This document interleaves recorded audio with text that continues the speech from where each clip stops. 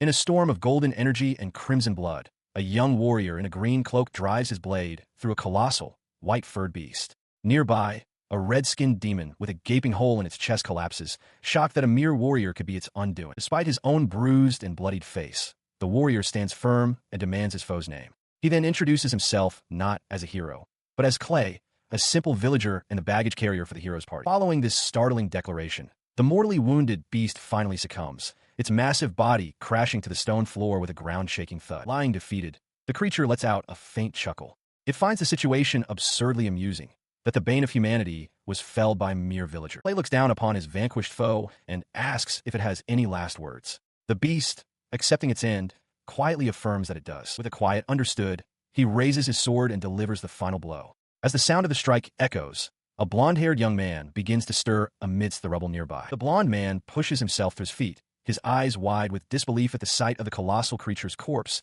and Clay standing victorious. "What is this?" he mutters. He turns with a relieved smile, calling out, "Yuka, you're awake. I'm so glad." Clay asks if Yuka defeated the Demon King, but then sways on his feet, admitting that the sudden release of tension is making him feel faint. Yuka's gaze, however, is fixed on the weapon in Clay's hand. He stammers, recognizing his own holy sword, Valilon's. Clay looks at the blade and apologizes, explaining that his own sword broke, so he had to borrow Yuka's. His shock deepens. Yuka questions how this is possible, stating that only those of the Altnia royal family should be able to even touch the holy sword. A startling thought crosses his mind, and he asks in a trembling voice if Clay is his father's illegitimate child, his brother. He took back the holy sword, but as his hand grasped the hilt, a backlash of energy struck Clay, who cried out in pain from the sudden jolt. The sword, Valilon's, pulsed with a faint light in Yuka's hand. He mused that the blade must possess a special will, one intended solely for sealing the Demon King. Clay stared at his own hand, still smoking slightly, realizing that Yuka's theory about the sword's nature must be true. He looked up with grim determination, stating that with 3 of the Demon Lords, 4 heavenly kings, already defeated, the Demon Lord's army was finished. This was the end. Yuka agreed, his face smudged with dirt and weariness. He added that the greatest threat within the Demon Lord's army had always been the Demon Lord's own unique skill. This special skill was known as Demon's Dominator, an ability that allowed its user to strengthen and exert absolute control over all manner of demons and monsters. With that power, now lost to the world, Clay observed that no one could follow in the Demon Lord's footsteps. Standing amidst the sunlit ruins, he declared their victory. His words hung in the air for a moment, the finality of their long struggle sinking in. In response, Yuka threw his arms up in a joyous shout, celebrating that their quest to defeat the Demon Lord was finally over. Clay, however, clutched his injured arm, remarking that it had been an absurdly difficult fight and that he had nearly died. He turned back to his companion, a smile spreading across his face. He agreed, then stated a simple, undeniable fact. Clay was the one who had defeated the Demon Lord. The declaration left Clay stunned and speechless. He continued, recalling his initial skepticism when the royal family's prophet insisted he bring a mere villager on his journey. He remembered his doubt at the time, but now, looking down at the exhausted young man who had achieved the impossible, he understood. He confirmed that the prophecy was correct, declaring that Clay was, in fact, the true hero. Clay, his face a mask of disbelief, could only stammer in denial, unable to accept such a title. Before Clay could fully process the revelation, Yuka began giving him instructions for their return. He advised Clay to start thinking of a speech for his heroic welcome and warned him not to cause trouble for their companions, Flora and Teritas. Clay immediately protested, shouting that he had no intention of giving a speech. Several days after the Demon Lord's defeat, the party was granted an audience in a grand throne room. Before them sat King Zelda of the Altrinia Kingdom, who addressed his son, Yuka, and his companions. The king acknowledged that their quest to subjugate the Demon Lord had been an arduous one. Standing nearby, Prime Minister Conrad watched the heroes with a skeptical smirk. He found it difficult to believe that this group had truly succeeded in defeating the Demon Lord. He then addressed the kneeling heroes, his voice carrying across the hall. He declared their accomplishment to be magnificent and proclaimed that the entire heroes' party must be given a reward befitting their deeds. His gaze, however, settled on Clay with pointed intensity. The Prime Minister questioned why he, along with Flora and Teritas, had been so active in the campaign, insinuating that if the second prince, Yuka, were credited with the victory, it would endanger the first Prince Altus's claim to the throne. The Prime Minister's thoughts raced. He reasoned that there would be no issue as long as the credit for the victory was not solely Yuka's. Believing that Yuka could not have defeated the Demon Lord alone, he resolved to ensure the credit was shared among his companions. Meanwhile, Flora and Teritas quietly discussed the battle amongst themselves. Flora lamented that, regrettably, she was of no help during the final fight. Teritas concurred, admitting that he too had been rendered useless, completely paralyzed by fear. Just then, a man in an ornate white uniform knelt before the throne to make a report. The king and prime minister reacted with shock as he began to speak, announcing that the one who had truly defeated the demon lord, the great enemy of humanity, was. He rose, turning and pointing past Clay. Lord Yuka, he declared. The announcement sent a wave of shock through the throne room. The king, the prime minister, Flora, and Teritas all stared in disbelief, while Clay himself looked utterly bewildered by the unexpected declaration. He immediately objects, trying to set the record straight. He explains that he was terrified and hid during the battle, but that there is proof. The wound he sustained from the demon lord can only be identified by the holy sword Aloy's veil, and only someone of royal blood can wield that sword. In that place, he declares, only Yuka fit that description. Before he can continue, the saintess, Flora, erupts in anger. She storms forward, demanding to know what he meant. She shouts that he was the one who defeated the demon lord and questions why he would lie about it now. As she presses him, Yuka steps in, urging her to calm down and explaining that there is a reason for all of this. Just then, Prince Altus approaches Clay, placing a hand on his shoulder with a disarming smile. He takes the blame, apologizing for the lie and for tarnishing his friend's honor. He admits he had his reasons, but acknowledges it was wrong to put Yuka in such an awkward position. As he listens, Clay's thoughts turn to Prime Minister Conrad. A realization dawns on him.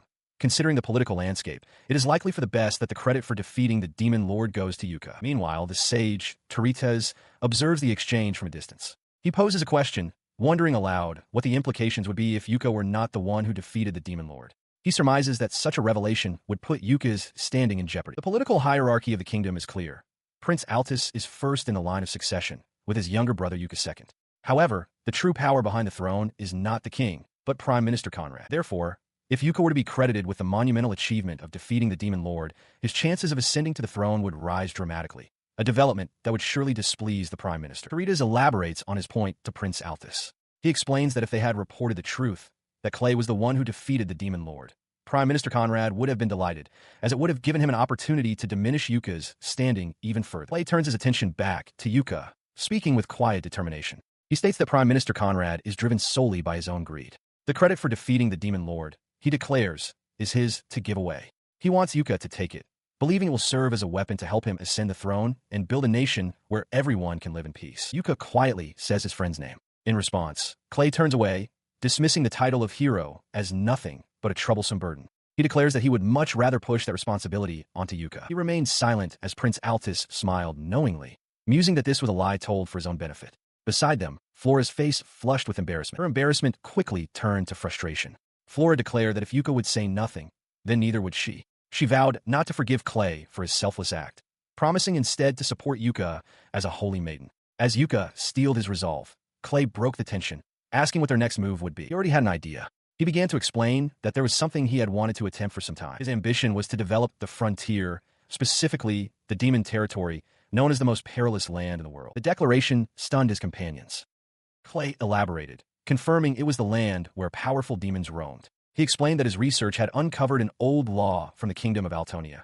Due to the extreme danger, the kingdom had abandoned any claim to the undeveloped territory. Crucially, the law stipulated that anyone who successfully developed the frontier could claim that land as their own. Prince Altus confirmed that the law was indeed still in effect, but he pointed out a critical flaw in the plan.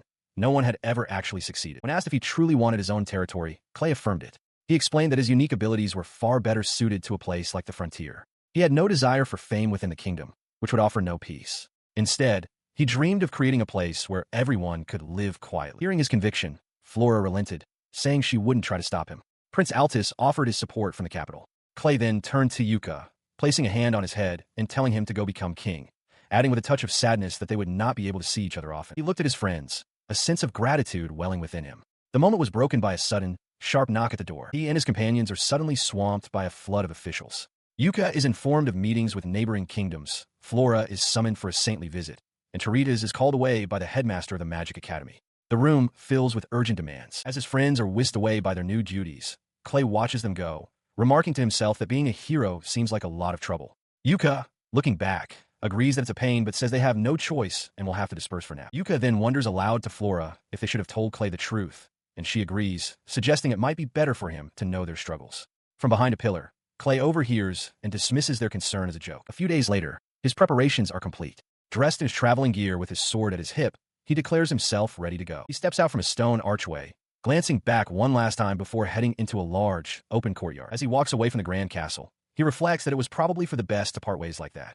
Everyone has their own role to play now, and he knows they're all busy. He wonders what he, a mere villager could do to help them now. His thoughts drift to the recent past, to the moments they all shared together, laughing, training, resting. It all feels so distant now. He continues on his path, unaware that he is being watched. Behind him, standing silently in the field, are Yuka, Prince Altus, and Flora. Suddenly, he turns, stunned to see them all there. Yuka calls out, chiding him for not noticing them sooner and remarking that it's not very kind to leave without saying goodbye. Before he can fully process their presence, Flora closes the distance between them, her expression intense. She tells him she knew he was thinking something strange and demands to know why he's trying to see them off like this. He stammers, asking if it's really okay for them to be here. Prince Altus looks at Clay with a gentle smile, explaining that of course he would come to see him off, no matter the circumstances. He reassures the stunned villager that he is a precious comrade to them, and that this will always be true. Clay pulls his three companions into a sudden, forceful embrace, catching them all by surprise. Yuka, Flora, and Teritas are momentarily stunned by the gesture. Leaning in close, he quietly thanks them and wishes for them all to stay well. His friends look on with expressions of fond understanding as they accept his farewell. With the goodbyes exchanged, Clay turns and walks away alone, heading out across a vast, open plain as the others watch him go. His journey takes him into a dense forest. He travels onward before eventually stopping to make camp, cooking a meal over a crackling fire. Continuing through the woods, he muses that it has been 3 days since he reached the border. His thoughts are cut short by a piercing scream echoing through the trees. He stops dead in his tracks, recognizing it as a human cry for help. His eyes dart towards the sound, and he spots the source of the commotion. A covered wagon is surrounded by a pack of large, aggressive white wolves. He identifies the beasts as forest wolves and immediately rushes to intervene. A lone traveler struggles to fend them off with a sword. Clay raises a hand, gathering crackling energy as he prepares to cast a wind magic spell. Leaping high into the air, he unleashes the spell, shouting its name, Wind Cutter. Sharp blades of compressed air slice down toward the wolf pack. The attack instantly fells the creatures. The wagon's defender stares in shock at the carnage. Landing softly, Clay turns to the young man and asks if he is all right. His journey continued. The wheels of the wagon he now accompanied rattling along the dirt path. The man he had saved, now seated beside him with the reins, expressed his profound gratitude for the rescue. Clay, however, insisted it was nothing and offered him a ride. The man introduced himself as Grants, a merchant from Emel village, and then presented his daughter, Rita. She, too, offered her sincere thanks for the timely intervention. As they traveled together, Grants mentioned that Emel village was the closest settlement around. He asked Clay why he was heading to such a remote area, and Clay explained he was on his way to the capital to stock up on supplies. He then revealed his true purpose. He had business in the borderlands and asked if they could tell him anything about the region. The word borderlands visibly startled both Grants and Rita. In response to Clay's confusion, Grant suggested that rather than explaining, it would be much faster to simply show him. Clay could only look on, puzzled by the cryptic offer. Meanwhile, in a grand hall far away, Yuka was being welcomed. Now dressed in a pristine, white royal uniform, he calmly sipped from a teacup, his demeanor entirely changed from that of a simple traveler. He addressed a nearby maid, remarking that it was unusual for a certain person to visit him. The maid simply asked what he required. The visitor was Duke Conrad, who strode into the room with purpose. He offered congratulations for the subjugation of the Demon King, calling Yuka a hero who saved the world, though his expression hinted at something more complex than simple praise. His pleasantries quickly fell away. Leaning forward with a sharp, piercing gaze, Conrad asked directly if Yuka had truly defeated the Demon King. The pointed question caught Yuka completely off guard. He continued his line of questioning, acknowledging that the Holy Sword's appraisal of the Demon King's corpse left no room for doubt that it was indeed His Majesty. His expression sharpened as he revealed his true point. What he wanted to know, he stated, was whether there was truly the body of the Demon King at all. The Duke turned away with a dismissive gesture, claiming that no one had ever seen the Demon King's face. He openly speculated on the possibility that Yuka had simply killed some other demon and passed its corpse off as the genuine article. He faced Yuka once more, a confident smirk on his face. While insisting he wasn't doubting His Highness's achievements, he requested a single piece of proof, a demonstration that Yuka possessed the power necessary to defeat the Demon King. Yuka questioned Conrad's motives, asking if he was merely looking down on him or if he truly didn't believe the hero's tale. He pointed out the impossibility of producing another Demon King for a demonstration. Conrad countered smoothly, suggesting that if Yuka had such power, he could prove it in a mock battle against 3 S-rank adventurers. Conrad elaborated with a laugh, explaining that S-rank adventurers possessed power comparable to an entire army. If 3 of them together were no match for Yuka, he argued, the people would surely be convinced. He gestured to a grand coliseum, proposing that Yuka demonstrate his power for all to see. He understood Conrad's ploy instantly, to make him look foolish and tarnish his reputation. The Duke's suspicion was correct. He did not possess the power to defeat the Demon King. Despite this truth, Yuka clenched his fist and firmly agreed to the challenge. He stood resolute, declaring that he would accept the boring scheme that had been foisted upon him from his friend's hard-won seat of heroism. Elsewhere, Grants called out to Clay, announcing that their destination was in sight. Clay's eyes widened in shock, his expression one of utter disbelief. He stared at the sight before him. A colossal, gnarled mass of blackened roots and trunks, a dead titan of a tree dominating the landscape. Grant confirmed that this was it. He had arrived by a simple covered wagon, which now sat idle on the path leading to the edge of the known territories. Stepping out, his eyes widened at the sight before him. A dense, dark forest of impossibly large, gnarled trees loomed over the landscape. He could barely process what he was seeing, muttering the name of the place in disbelief. The Borderlands? His initial shock quickly gave way to a sharp, determined grin. The prospect of developing this untamed region ignited a sense of purpose within him. Borderlands development, he thought to himself. This is going to be interesting. Clay and his new companions, Grants and Rita, arrive at a rustic settlement.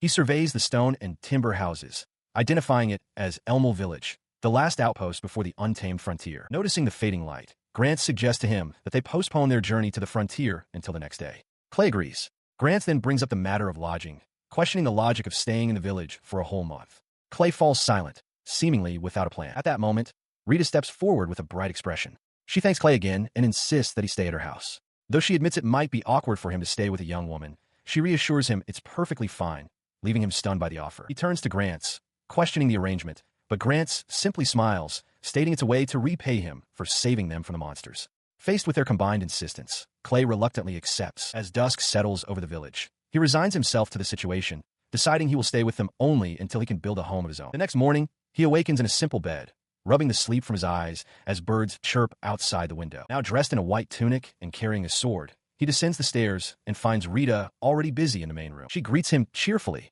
presenting a freshly made breakfast. Clay is taken aback by the generous spread. He takes a bite of the potato dish, his eyes widening in surprise at how fresh and delicious it tastes. Later, he speaks with Grants, revealing the true reason he came to the area, to develop the frontier. The declaration leaves both Grants and a nearby Rita completely shocked. Clay then asks if he can question Grants about the region. Grants admits that he, too, had once considered developing the frontier but gave up, deeming it impossible. Rita passionately interjects, warning Clay that the frontier is far too dangerous, inhabited by unbelievably strong monsters. Unfazed, Clay calmly replies, "I'm aware." He calmly eats his meal, remarking that while he may not be a great cook, he is quite confident in his fighting prowess. A memory flashes of him unleashing a devastatingly powerful spell as he asks if they saw him fight. In response, Rita confirms that she did see it. She admits she's never witnessed such powerful magic before, and Grant agrees that it was certainly amazing. Grant then assumes he must possess a powerful skill shield, but Clay simply replies no. His denial leaves them confused. He clarifies that his skill shield only contains two abilities, appraisal and mimicry. Grant is taken aback by this revelation. Rita explains to him that a skill shield is essentially a seed of talent bestowed by the gods upon birth, which is later identified at church. Clay quietly affirms her explanation is correct. He then elaborates, explaining that the seed of talent one is granted, be it for a swordsman or a mage, serves as a guide, indicating the path one should follow to achieve greatness, although it still requires dedicated training. Listening to this, Grant remarks that while both of Clay's skills are fairly common, it's unusual for a warrior specializing in combat to possess two of them. Clay clarifies that he isn't aiming for greatness.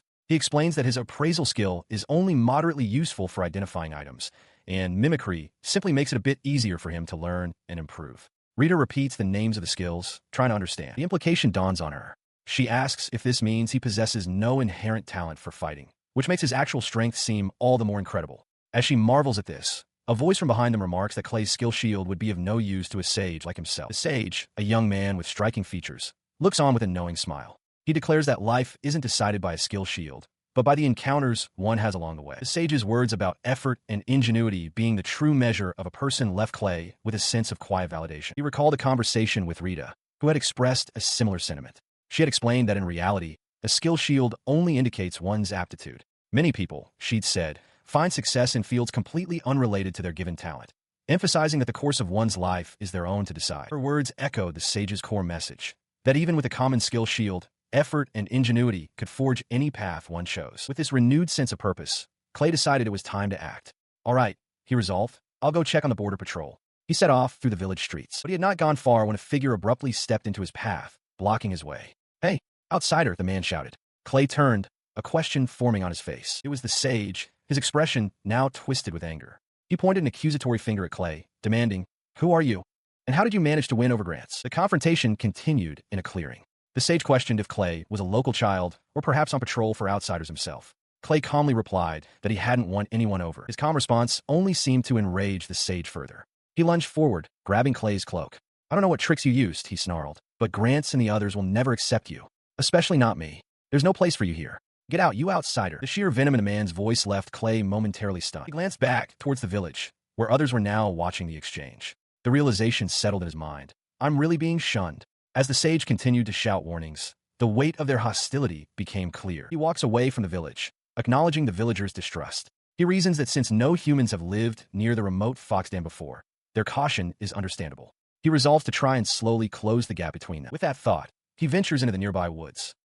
He observes that it seems to be an ordinary forest, with no palpable presence of demonic beasts. He remembers Grant's mentioning that the village's source of income, medicinal herbs, are gathered in this area. His path leads him to a strange, twisted thicket of thorny vegetation. He questions if this could be the entrance to the foxden. He takes a cautious step forward, the ground crunching under his boot. He notices a clear boundary where the plants are withered and dead, sensing an overwhelmingly dense magical power emanating from beyond it. He concludes that any human with low magical resistance would perish simply by stepping inside. Resolved to gauge its strength, he takes the firm step across the threshold. The moment he crosses the line, a powerful presence seems to ripple through the area. From a hidden vantage point, an unseen observer watches his every move, their eye wide with surprise. Inside the corrupted thicket, he immediately feels the atmosphere shift. He realizes this is no place for a casual walk. Suddenly, his attention is drawn to a presence nearby. A massive, gnarled hand erupts from the twisted trees. Unfazed, Clay raises his own hand, preparing an appraisal spell to identify the creature. His spell resolved, identifying the creatures before him not as a single monster, but a pack of goblins. The appraisal revealed their statistics: a combat power of B+, intelligence rated at A-, and a notable trait for rapid breeding. He drew his sword, realizing the situation was more dangerous than anticipated. He had expected to find low-level monsters on the outskirts of the forest, but these goblins possessed a combat strength far beyond the norm. He prepared to engage them. Before he could act, the goblins lunged forward in a sudden, coordinated assault. They had concealed their presence until the last possible moment, catching him completely by surprise. They closed the distance with shocking speed, leaping through the air with a ferocity he had not anticipated from their kind. In a single, fluid motion, his blade swept through the air, cutting down the entire charging pack. He observed calmly that despite their enhancements, they were still just goblins. He stood for a moment in a sudden silence, surrounded by the bodies of the fallen creatures. He knelt, examining the bodies. They appeared to be a common species, yet their speed had been extraordinary. He began to suspect that this was the borderland he had been seeking. Peering deeper into the oppressive darkness of the woods, he sensed a uniquely dense magical power. He realized this energy was likely causing the local monsters to grow stronger, perhaps even evolving them. In the shadows, small, horned figures watched. His theory was confirmed when he searched one of the larger goblins and discovered a massive magic stone embedded within it. This, he understood, was the source of the creature's abnormal growth and power. Clutching the stone, he determined that pioneering this area would be impossible without first dealing with the source of this corrupting magic.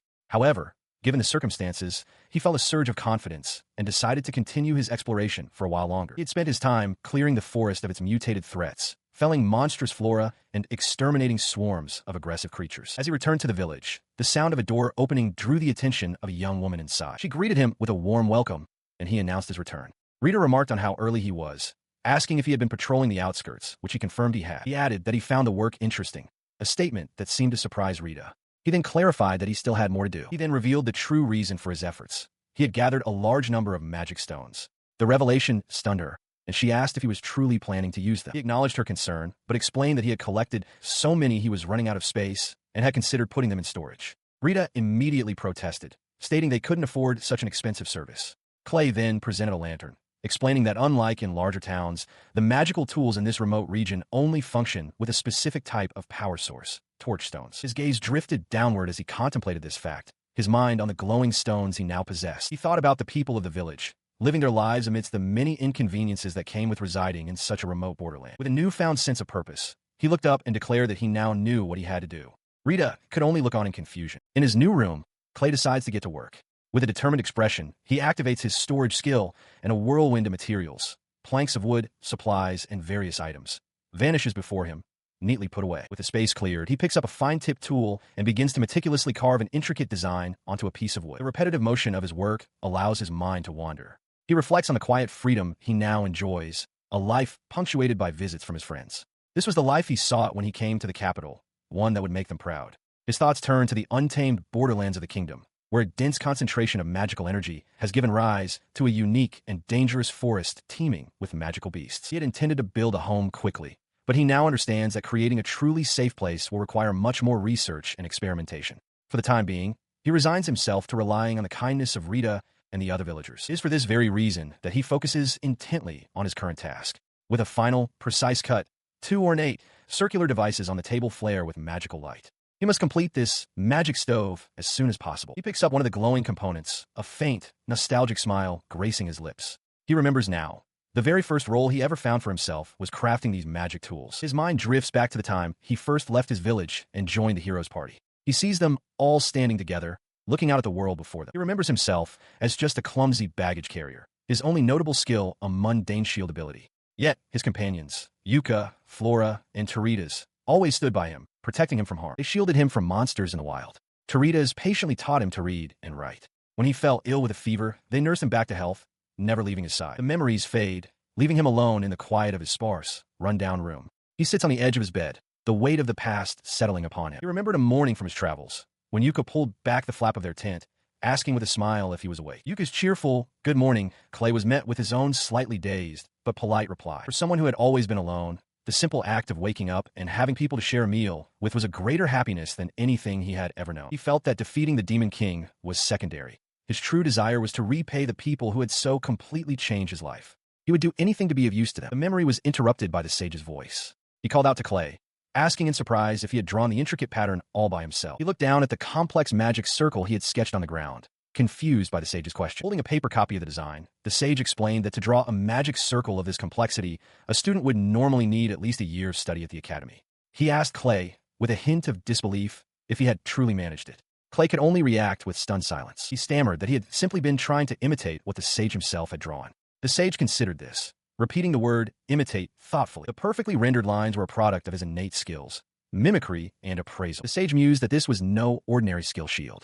He theorized that it might be a unique and miraculous combination of effects, leaving Clay to wonder what a combination could possibly mean. He continued his explanation, pointing out the synergistic effect of Clay's skills. With the analytical data provided by appraisal, Clay's mimicry could achieve a level of precision even greater than the original. His eyes widened with a startling realization. He wondered aloud if this meant Clay could perfectly replicate any master's technique simply by witnessing it once. He grabbed Clay by the shoulders, his expression intense. The sage declared that if his hypothesis was correct, Clay possessed the potential to surpass them all, suggesting this might be the very reason he was chosen. Clay could only stare back, stunned. The young man's mind reeled, the weight of the sage's words rendering him speechless. He fell to his knees, bowing his head to the ground in a desperate plea. He begged the sage to teach him, promising to do anything and asking what was required of him. To repay the kindness of his comrades, he would have to become stronger. The memories of those harsh but fulfilling days flashed by. Teritas' magic, Yuka's swordsmanship, and Flora's spellcasting. By mimicking the power they had gained through long years of training, he had acquired their techniques. He had only intended to be useful, never imagining that he would be the one to defeat the Demon King. The memory fades as he finishes his task in the present.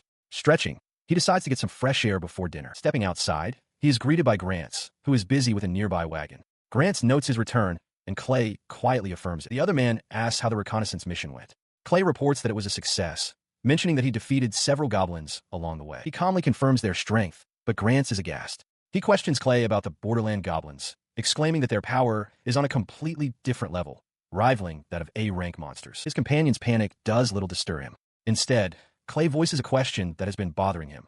How did monsters from the Borderlands manage to reach the village? Grants looks away, troubled, admitting that dealing with even a single one would be a monumental task. Grants then offers a surprising reassurance, explaining that the monsters will not reach the village. He reveals a critical fact.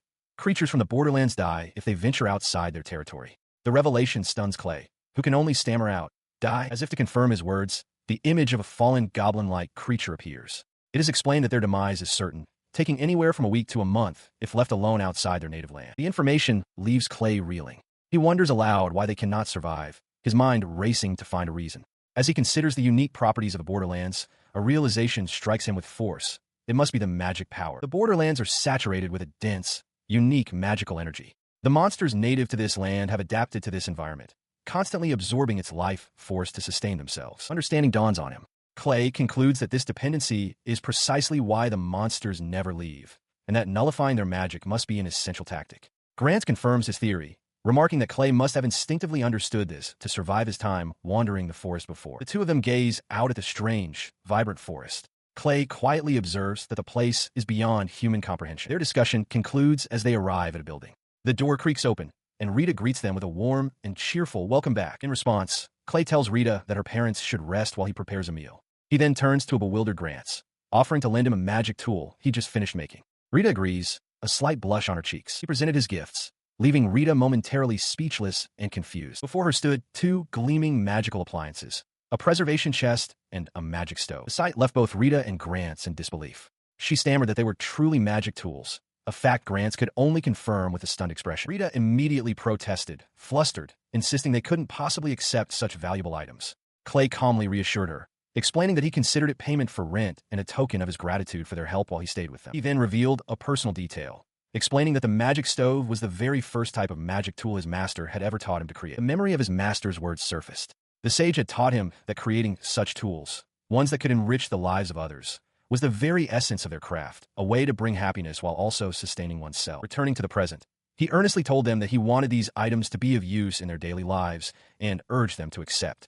His sincerity caused Rita to blush. With renewed determination, Rita accepted his offer. Grant chimed in, promising to cook a fine meal for Clay as thanks. Eager to begin, she immediately asked Grants to teach her how to use the new stove. She was astonished at how effortlessly the stove ignited and how precisely she could adjust the flame. Seeing her delight, he smiled, glad that she was pleased with his gift. Meanwhile, Grants peered into the preservation chest, marveling at the idea that it could keep ingredients from spoiling.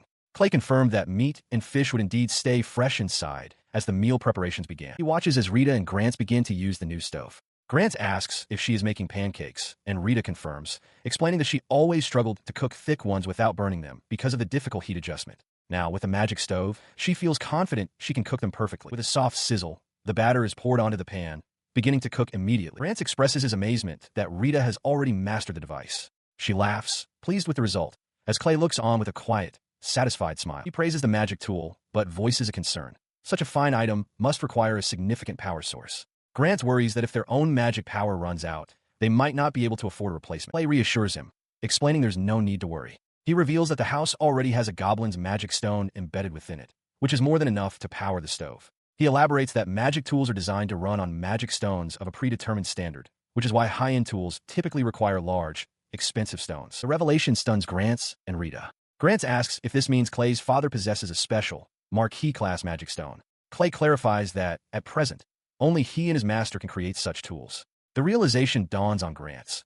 This isn't just a high-class item. It could be a world-changing invention. Elsewhere, as two figures watch from a distance, a house identical to the one there erupts with a sudden, immense flash of power. Meanwhile, in the village, a woman remarks on how lively things have become at Grants' place. A man nearby agrees, mentioning that Grants' benefactor and a young boy are staying with him. A scarred man with a goatee listens to their conversation from the side. Overhearing this, a young man with a headband seethes with anger. He had always suspected Grants was a shady character, but seeing him with seemingly good people only fuels his rage. With a grimace, he internally vows that he will be the one to unmask him and expose his deception. Clay proceeds alone along a sun-dappled path, the dense forest bordering the trail. Suddenly, a young man with a black headband leaps out, startling him. The stranger addresses him as Kizakun, demanding to know his name and revealing that he heard from his father that Clay is a village guard. He continues his warning, stating that he knows this path leads to the frontier and that Clay should turn back immediately. The young man insists that he must be the one to keep watch over things. His expression sours with suspicion.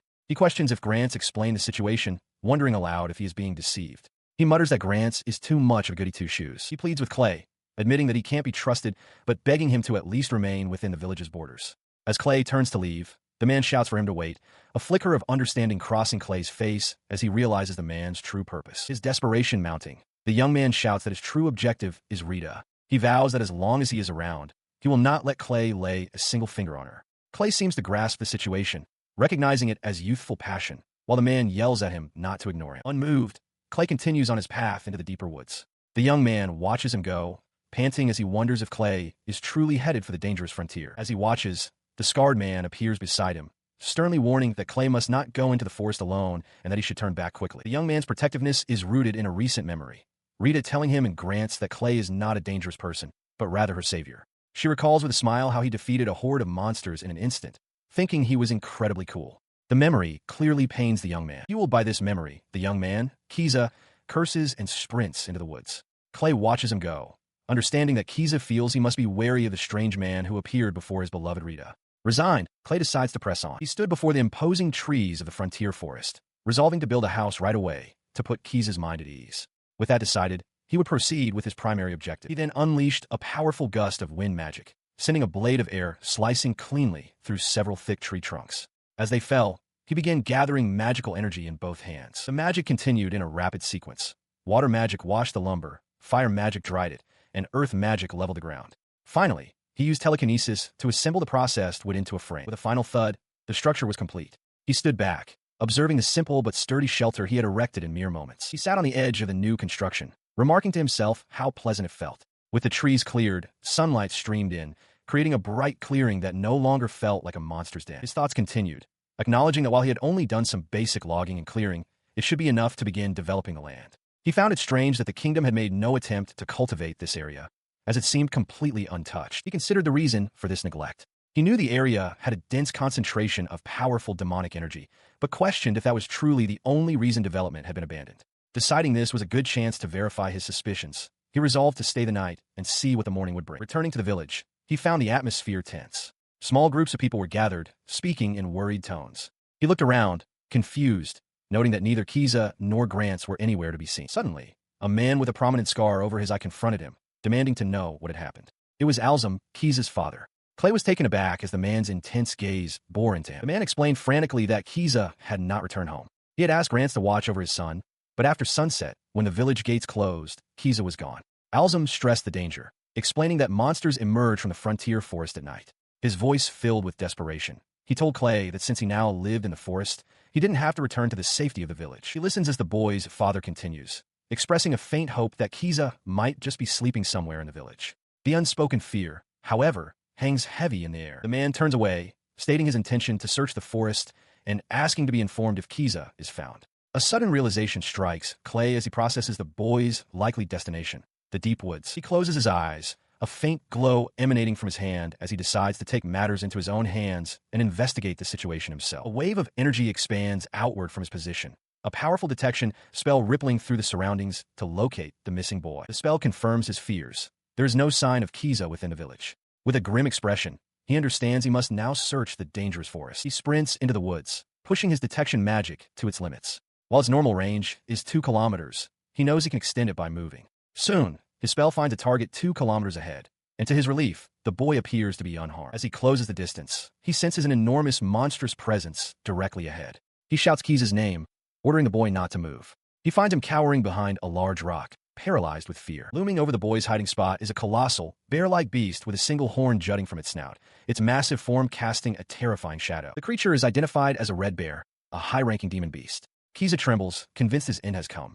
He laments his foolish decision to enter the forest without telling anyone, his regret cut short by a sudden, blinding flash of light from behind him. In the aftermath of the flash, the massive red bear lies unconscious on the ground. Kiza stares in utter disbelief, wondering if the terrifying beast has simply fallen asleep. He sees his chance. With the massive beast unconscious on the ground, he thinks he might be able to escape. Trembling, he pushes himself to move as Clay stands nearby. Taking a breath, he glances back at the still form of the red bear, the sheer size of the creature still filling him with dread. He steels himself to flee, but as he pushes off, his legs buckle beneath him. He stumbles and crashes to the forest floor, a wave of panic washing over him as he realizes he cannot run. From the shadows, the red bear begins to rise, its eyes glowing with renewed menace. Seeing the imminent danger, Clay screams a warning. Kiza! Suddenly, the beast flings another person through the air, Grants. Clay watches in disbelief, cursing the escalating chaos. He moves in a blur, intercepting Grants' falling body before it hits the ground.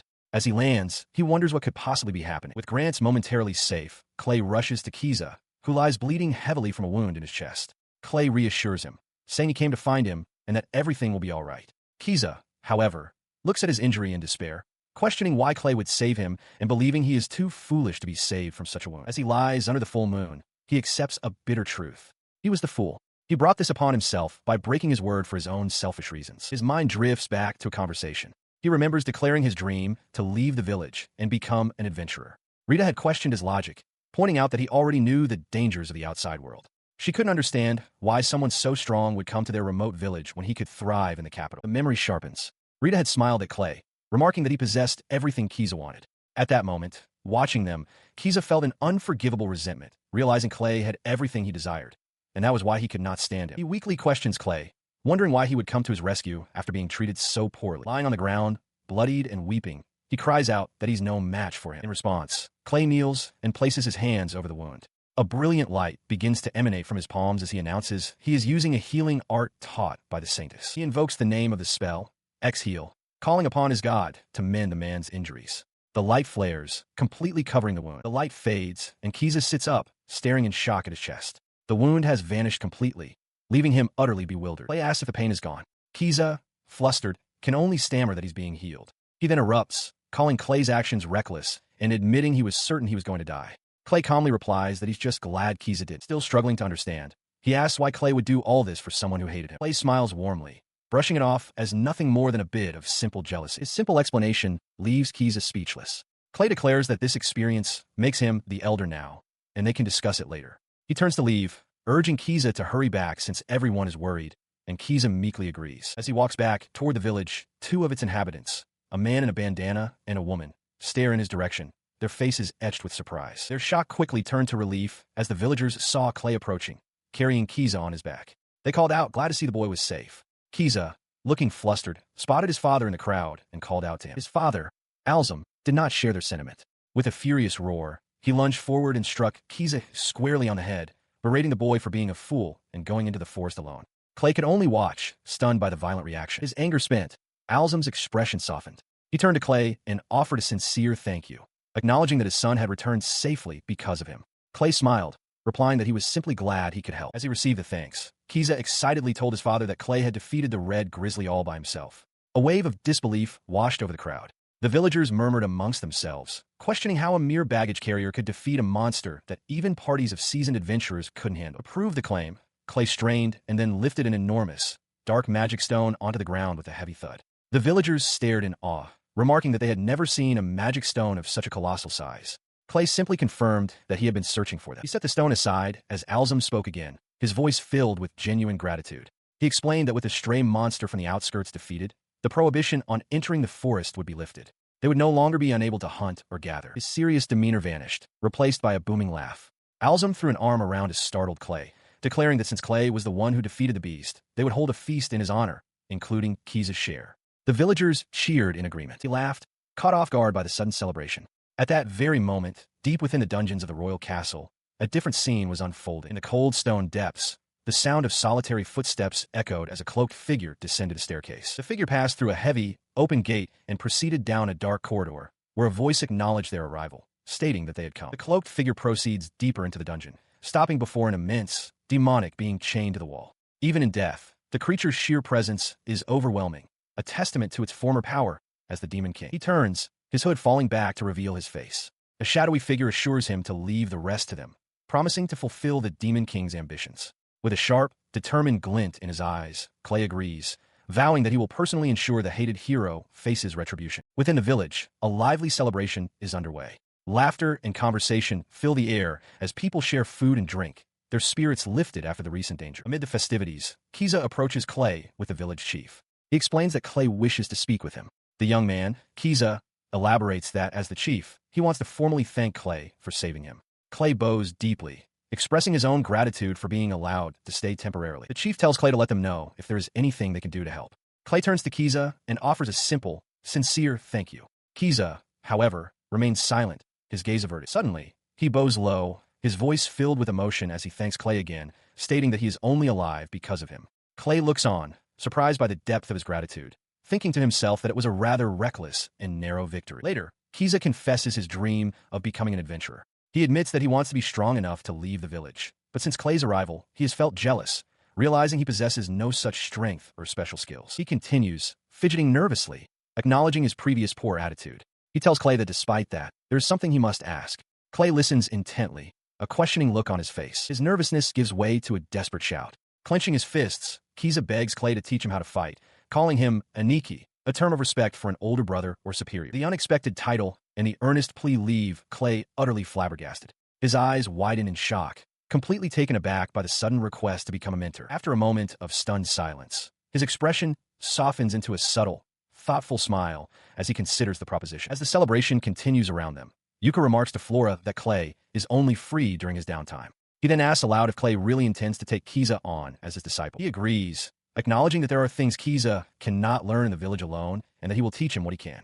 Flora seems pleased, though she points out how busy he is. He smiles, explaining that just as his companions saw potential in him and helped him grow stronger, he is happy to help Kiza's own potential flourish. Turning to the young man, he clarifies that he won't be able to teach him every day due to his pioneering work. He instructs Kiza to first learn the fundamentals from his father. Kiza clenches his fists and enthusiastically agrees. Later, as the group sits together, Kiza asks why he is pioneering the frontier. Clay explains his goal, to clear his own land and invite his companions to live there. Flora is surprised by this, and Kiza asks if that's a good enough reason, to which Clay reassures him that it is. He elaborates that he believes the frontier is the best place for everyone to rest. As Flora quietly considers this, Kiza observes that Clay's companions seem to have changed. With a look of quiet determination, Clay states that this is the least he can do to repay his friends. From a distance, Kiza and Flora watch the others. A blush creeps onto Kiza's face as he realizes he has finally met the companions of the man he so admires. Flora teases him, noting they aren't the old men he might have expected and that he's in for a surprise. The following day, deep within the untamed frontier, the dense woods stand silent and imposing. Clay ventures into the forest alone, making his way back to the area he had scouted the day before, wondering what he will find. He comes to an abrupt halt, a look of confusion on his face. The trees before him are not as he remembers. He questions if he took a wrong turn, certain that this is not the place he was looking for, as a faint crumbling sound echoes through the air. He stared in disbelief at the colossal, gnarled tree that now stood where he had been working. He wondered if the trees he'd felled had somehow grown back overnight, but then his eyes fell upon the base. It was the wreckage of the hut he had built just the day before. The only explanation, he reasoned, was magic. He knelt, feeling an immense power not just in the air, but emanating from the very soil. This land was saturated with magic, nourishing the plants and causing this explosive growth. The thought of such a massive tree sprouting in a single night was terrifying. As he pondered the magical properties of the soil, Yuka appeared behind him, asking what the sage was doing.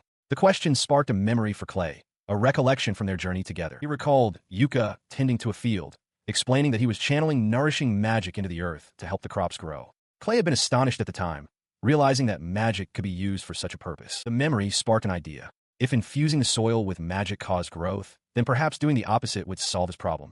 If he could absorb the magic from the soil, the land would become barren, and the rampant plant life would wither. With a determined expression, he decided to put his theory to the test. A complex magical sigil flared to life between his outstretched hands as he declared his intent to perform a spell to absorb magic from the earth. 3 days later, Clay considered the logistics of his plan.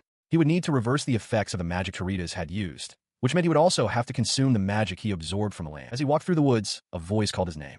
It was Alzum, waving as he approached. He explained that Kiza had told him about Clay's pioneering efforts and offered to help as a way of repaying his kindness. He was pleased by the offer, admitting that he was the only one from the village who had ventured this far, but that he would be glad for the company. Alzum listened, his expression turning serious. Alzum's face hardened with resolve. He could not stand by while his son's benefactor attempted to settle this dangerous land alone. He knew he had to help, believing that if he lacked the confidence to even offer his strength, he would be unable to face Clay with any integrity. He agreed to accompany Clay until his own curiosity was satisfied. Clay, walking beside him, apologized for making him come all this way. Their walk through the woods soon brought them to a clearing, where a sturdy, well-built house stood. Clay announced that his work was already complete. His companions stared, utterly flabbergasted by the sight. Unperturbed, Clay cheerfully invited him in for some tea, remarking that Alzum was his first ever guest. He held up a hand, demanding an explanation. Pointing out the freshly cut trees at the edge of the clearing, he questioned how such a magnificent house could have been constructed so quickly. Clay calmly explained that this was merely a test, a trial to see if his plan would work. He added with a confident smile that the core problem was already solved, and then offered to demonstrate his method. With a sharp crack, the ground before them began to shift. Roots were torn from the earth as he explained the initial steps, felling the trees and preparing the foundation. Alzum could only watch, still processing the spectacle. Then, he declared his intent to layer a spell upon the site. In an instant, a vast and intricate magic circle blazed to life across the cleared earth, causing Alzum to jump back in surprise. He elaborated on the complex enchantment, explaining that it was composed of 2 distinct layers. The lower spell was designed to absorb magic directly from the soil, while the upper spell was the most power-consuming magic he could currently cast. The mechanism was a cycle. The lower spell would continuously draw the excess magic from the earth, feeding it directly to the upper spell, which would then consume it as fuel. By draining the soil of its magical saturation, the abnormal growth of the trees would cease. He explains to the still skeptical Alzum that, in simple terms, this is the mechanism. With a magic circle laid out, all that remains is to activate the spell. As the spell is cast, a colossal vortex of raw magical energy erupts from the ground, swirling violently into the sky with a deafening roar. Alzum watches the overwhelming display, his teeth clenched in disbelief. He realizes all they can do now is wait for the immense power to be fully consumed. Sometime later, Clay confirms the success of his method. After observing for several days, he verified that no new trees were growing, and with the land finally stable, he was able to construct the house. A broad smile spreads across Alzum's face as he marvels at how easily Clay solved the greatest obstacle to pioneering. Not wanting to waste the moment, Clay invites him for a celebratory drink, boasting that he is quite confident in the house's interior as well. As Clay turns to lead the way, Alzum's demeanor abruptly shifts. His eyes widen in alarm as he senses a presence, and he instinctively raises his staff, facing the dark woods. The young man turns back, his expression calm and knowing. He simply says the older man's name, Alzum. He reveals that he is aware of what Alzum sensed. Something has been lurking in the woods for a week, watching them, but it has yet to make a move. Alzum remains silent, processing this revelation. He places a reassuring hand on Alzum's shoulder, asking if he's truly all right. The tense man can only manage a quiet affirmation. With the knowledge of their observer now shared, the two stand together at the entrance to a dark, menacing path leading deeper into the forest. He stands calmly as Alzum recoils, sweat pouring down his face in sheer terror at the shadowy presence that has been watching them. He reassures the terrified man with a confident smile, stating that when the time comes, he will handle the situation himself. Alzum can only manage a strained, disbelieving laugh, finding the entire ordeal too much to bear. In that moment, the shadowy figure in the woods darts away with incredible speed, a silent blur moving through the trees. The blur resolves into the silhouette of a woman with a long, flowing braid. She wonders to herself about the human she was observing, questioning what kind of person he could be. Her expression hardens with resolve. She concludes that if he dares to threaten her territory, she will have no choice but to fight. Far from the forest, within the walls of the Royal Magic Academy, another matter is being discussed. Inside Professor Terida's office, he sits across from Flora, asking for clarification. An intruder? She elaborates, explaining that 4 days prior, someone managed to infiltrate the castle's underground levels. However, she confirms that nothing appears to have been stolen. He finds this puzzling, questioning why someone would go to such lengths to break in without a clear objective. He points out that the castle's underground is where they store special magic tools. Flora looks at him intently, revealing the intruder's likely target, the remains of the Demon King. Behind her, a massive, horned skull bound in heavy chains looms in the darkness. She listens intently as Terida's continues his thoughts on the matter. He acknowledges that a time-stop spell is currently preserving the remains, but questions what value they could possibly hold for any would-be thieves. She confirms his assessment, stating that the remains are now just a corpse, devoid of any magical power. Their conversation is interrupted by a flamboyant nobleman who laughs dismissively. He suggests that even if the remains are useless, they could be burned or destroyed for some purpose. He then warns Flora that if they were to make an official statement, it would only cause Prime Minister Conrad to cast more suspicion on Yuka's achievements. The nobleman's words seem to strike a nerve. Terida's, visibly agitated, declares that they are being dragged into yet another conflict, despite having just achieved world peace by subjugating the Demon King. He vents his frustration, revealing that the church is pressuring him to marry Yuka, treating him as a mere political tool. Flora turns away, her shoulders slumped, admitting her own exhaustion with the situation. Terida's reflects somberly that while the war against the demon tribe has ended, the history of human conflict is simply turning a new page. People, he concludes, can never truly escape war. Overwhelmed by the weight of these political machinations, her gaze drifts outward. She spots Clay standing nearby. A look of longing softens her features as she quietly thinks his name, wishing she could be with him instead. In a clearing marked by wooden posts, Clay stands opposite Grants, who holds a large sword at the ready for a training session. Grants lunges forward, unleashing a powerful, sweeping slash with his blade. After the exchange, Clay smiles and compliments Grants, noting how much better he's become. Sweating but pleased, Grants replies that he feels like he's finally getting the hang of it, though he seems slightly flustered by the praise. His demeanor suddenly shifts as he grabs Clay's cloak, anxiously asking if it's true that he's living out in the borderlands. He pleads with Clay to stay in the village for a while longer, but Clay seems taken aback by the request. He steps back, declaring with renewed determination that even without his brother, he will continue to train. He insists that Clay must teach him directly, as it's the only way he'll understand. He promises to show Clay his results on his next visit. With their training concluded, Clay departs, walking toward the sturdy, two-story timber-framed house he has built for himself in the borderlands. Inside, he begins arranging the space, pulling a newly crafted wooden chair up to a large table. He steps back to admire his work. With the furniture now in place, the house is beginning to feel much more like a proper home. His attention then turns to the bedroom. He notes that the furniture was made from the trees of the borderlands and realizes he'll need to prepare some bedding soon. This thought sparks a wider vision for the future. He smiles, imagining a self-sufficient life with fresh food, a community where everyone can build their own homes, and luxuries like an open-air bath to make the house even more comfortable. He looked out from his new home, feeling a deep sense of gratitude for the old laws and the people who had established them. This gratitude stemmed from the incredible opportunity before him, the right to develop the entire untamed forest. Such a prospect was almost too good to be true. He considered the inevitable issues that would arise with the nearby village. While he wanted to train directly with Quirce, the daily commute through the forest to deal with bandits will be draining. His thoughts drifted to a solution. A safe road through the forest to the borderlands would make travel much easier. If such a path existed, even Quirce could visit him alone. A sudden idea struck him. Why not build a main road himself? With this new purpose, he left his home, deciding it was time to consult with a merchant about supplies like bedding and crops. He found himself at a table with Grants, Rita, and Alzum. Grants listened to his plan with a smile, remarking on the grand scale of his latest idea, a road through the forest. He elaborated, explaining his intention to clear a section of the forest to create a paved road connecting the village to the borderlands.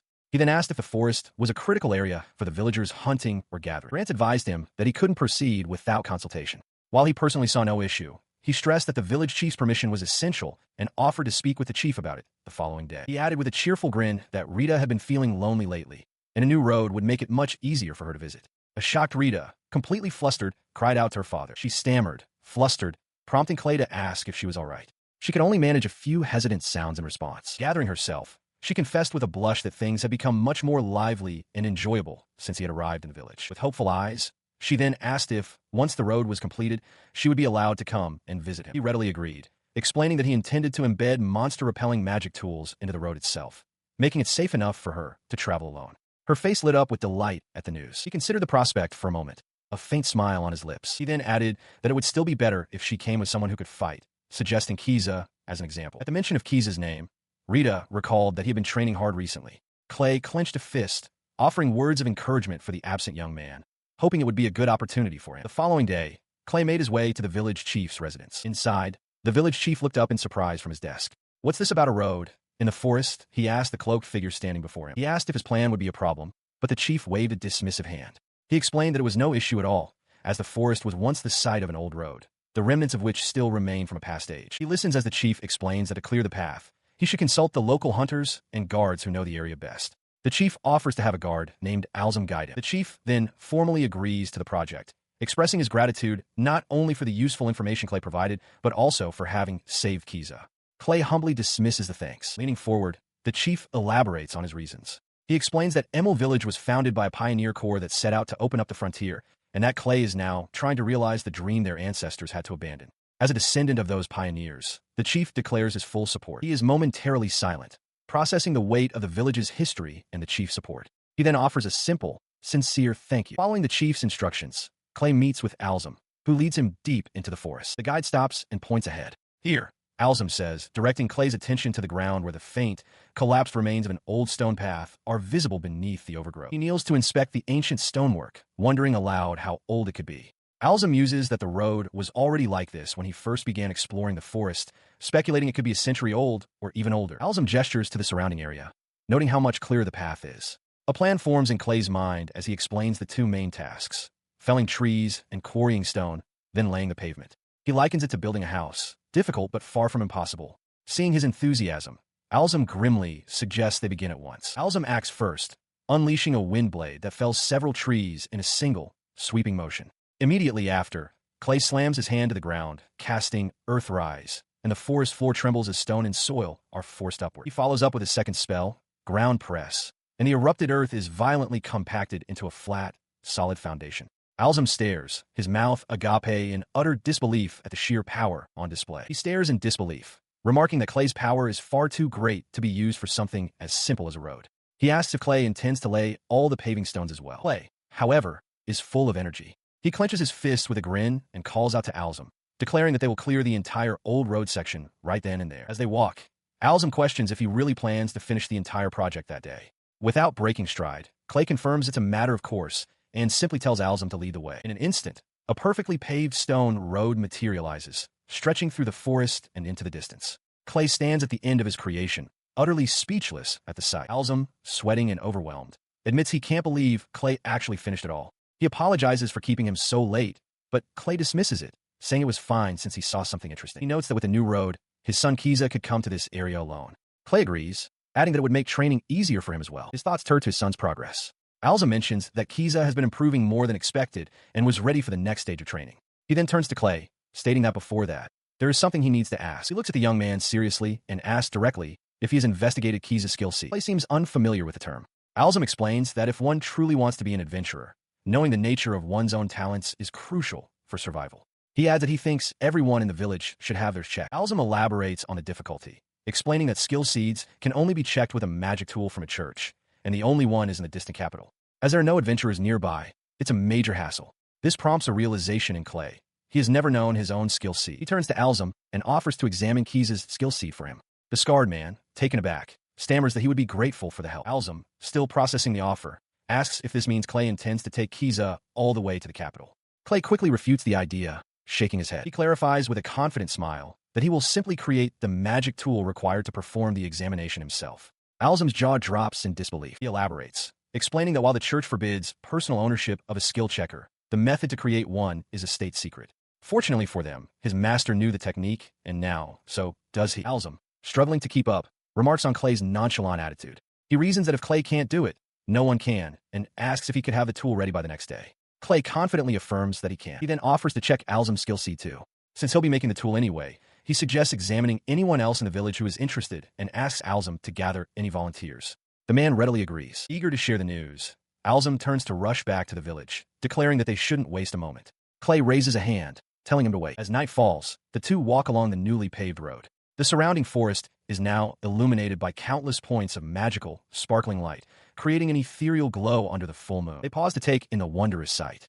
Alzum observes that even with the road complete, returning to the village at this hour is still a dangerous proposition. Alzum, however, is completely charmed by the spectacle, remarking that the glowing path is almost too romantic and jokingly asks if Clay is trying to sweet-talk him. With a smile, Clay offers to escort him safely back to the village. As he escorted Alzum home, the scarred man expressed his disbelief. To be able to use magic, clear a path in a single day, and, on top of that, create a skill checker, a magical tool, was beyond anything he had imagined. His companion's awe was palpable as he finally asked the question that had been weighing on him. Who? Who in the world are you? He met the question with a calm smile, his answer simple and direct. I'm just a villager, he stated, one who has dreamed of developing the frontier. His words belied the arduous path he had walked, a journey that had pitted him against fearsome beasts and demons to reach this point. The following day, the village was alive with the sounds of a gathering crowd. Standing beside Alzum and Rita, he watched the people assemble, remarking that he had only intended to gather those who were interested. To his utter shock, it seemed the entire village had turned out. The sheer number of people left him speechless. A large crowd buzzes with excitement in a village square. Alzum remarks to Clay that offering free skill checks was a bad idea, as it seems the entire village has shown up. Nearby, two other villagers agree that it's a great opportunity, curious to see what kinds of skill seeds will be discovered. Alzum eyes the large, smooth metal plate Clay is holding with skepticism. He asks if this is the so-called skill checker he made, commenting that to him, it looks like nothing more than a simple metal board. Clay cheerfully explains that the device's foundation is covered in mithril and that he has incorporated an additional circuit to display the results accurately. Unimpressed by the technical details, Alzum cuts him off, stating he doesn't need or understand the explanation of its mechanics. Their conversation is interrupted by the arrival of the village chief, who steps forward and volunteers to be the first to try the device. He approaches a wooden table where Clay has placed the plate. Clay instructs the chief to place one hand on the board. With his hand resting on the device, the village chief waits. Clay informs him that the skill seed will be displayed in about 30 seconds. Alzum watches from the side, arms crossed, his interest peaked. As they wait, Clay explains a key feature of his invention. Unlike the church's skill checker, where only the priest can see the results, his device is designed so that only the person being tested can confirm their own result. He quietly affirms that this is how it works. The village chief then gives Clay a serious warning, advising him not to carelessly reveal his own skill seed. He cautions that it could be exploited by malicious individuals or even the church, which might lead to him being forcibly taken away. The chief confirms he has heard such stories before, recounting tales of children who possessed the saint's skill seed being forcibly taken away by the church. At that moment, the plate under the chief's hand flashes with light as glowing text materializes across its surface. The chief lets out a cry of surprise. Understanding the gravity of the warning, Clay tells him he will be careful and asks for his cooperation. His hand rests upon the glowing plate as the characters materialize, revealing his skill seed, Ruler. He stares down at the result, his mind elsewhere. Clay, looking at the result, remarks that he's never heard of Ruler's skill seed before. He notes its rarity and comments that it's a good skill, perfectly suited for a village chief. The old man listens, a thoughtful expression on his face. He explains that the skill is also known as commander among military personnel. He gestures towards an imagined scene of a uniformed leader addressing his troops, clarifying that if the church or army discovered someone with this skill, they would be relentlessly scouted. Such a thing wouldn't happen to him now, at his age. The village chief laments having such a powerful skill seed in his old body. He tells Clay that if only he had known about it when he was younger, things might have been different. Clay listens intently, considering the weight of the old man's words. He quickly dismisses the thought, however. With a gentle, knowing smile, he states that if things had been different, he would have lived a much more reckless life, not the one he is now. Clay seems to understand the sentiment. He smiles, acknowledging that the village chief's positive outlook is what allows him to face the future with such grace. His smile fades slightly as he apologizes for asking such an impertinent question. The village chief simply smiles back, dismissing the apology as unnecessary. The village chief turns to the others, announcing that his story is just an old man's tale. He sincerely thanks Clay for giving the village's youth a chance to discover their own potential. Clay observes the crowd, realizing that in a remote village neglected by the kingdom, a person with a ruler's skill is an invaluable presence. He turns to the assembled villagers, Alzum at his side, and raises his hand. He announces that everyone can line up to have their skills checked. At his announcement, a wave of excitement ripples through the crowd. The villagers eagerly begin to form a line, their voices buzzing with anticipation. As the villagers wait, Kiza boasts that his skill will surely be cook, claiming he's great at it. Rita teases him, suggesting teacher would be more fitting since he's good at reading and instructing others. Grants, sweating nervously, just wishes they would leave him alone. Clay holds the glowing slate for another villager, revealing his skill to be negotiator. He remarks that it's an excellent skill for business, noting that Grants has it as well. He also cautions that if one were to get a military post, it's not something that could be refused. Next, it is Alzum's turn. He stares silently at the device as it displays his result, Guardian Warrior. He turns to Clay, asking what exactly a Guardian Warrior is. Clay looks slightly troubled, reminding Alzum that he had warned everyone to be careful about their skill seeds. Clay elaborates that it's an excellent skill. He had assumed Alzum, as a former adventurer, would have a combat-focused skill, but this one is defense-oriented. He adds that with Guardian Warrior, Alzum could easily master both fighting spirit and magic arts. The last part catches Alzum by surprise, who questions if he really has an aptitude for magic. A grin spreads across his face. He muses that for someone who protects people, Guardian Warrior isn't a bad title to have at all. Clay expresses his relief that everyone seems happy with their results. Alzum's expression turns serious, however, as he states that Clay's own skill seed is actually a murderous intent from another dimension. Clay quietly asks if he truly means that. The comment leaves him unsettled. He reflects on the missed opportunities to speak with the hero, Yuka, and resolves to seek him out soon to discuss the children with exceptional skills. His mind drifts to a memory of a noble family before a priest. He recalls how, for the nobility, being granted a useless skill seed like boastfulness or a hole digger can feel like the end of the world. Alzum's voice pulls him from his thoughts. He explains that children are sometimes disowned by their parents over such things. He advises Clay that a skill seed only shows one's aptitude, and that he should try to take things more lightly. He stands among the villagers as Alzum waves a hearty farewell, shouting that he understands. The rest of the villagers look on, waiting for their turn. Next in line, Kiza steps forward, brimming with excitement, and declaring it's finally his turn.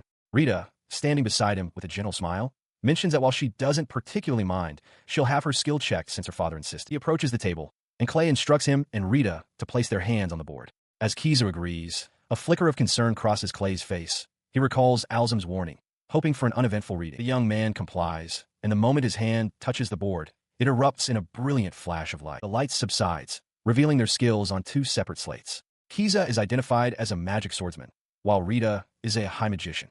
Both look on in surprise. Their surprise gives way to confusion. Kiza wonders aloud what a magic swordsman is, and Rita adds that she has no experience with magic. Kiza then turns to Clay, asking about his own skill seed. Clay, momentarily stunned by the result, struggles to find his words. He explains that Kiza's skill is an advanced version of magic swordsman. This only prompts another question from Kiza. What's an advanced skill seed? He clarifies that magic swordsman is a composite skill, a fusion of swordsman and magician. He explains that these individual skills have advanced forms, great swordsman and high magician, which are higher-ranking versions. He continues, explaining that Kiza's skill is a composite of these two advanced forms, great swordsman and high magician. Clay admits he has never encountered such a skill before. The revelation leaves Kiza beaming.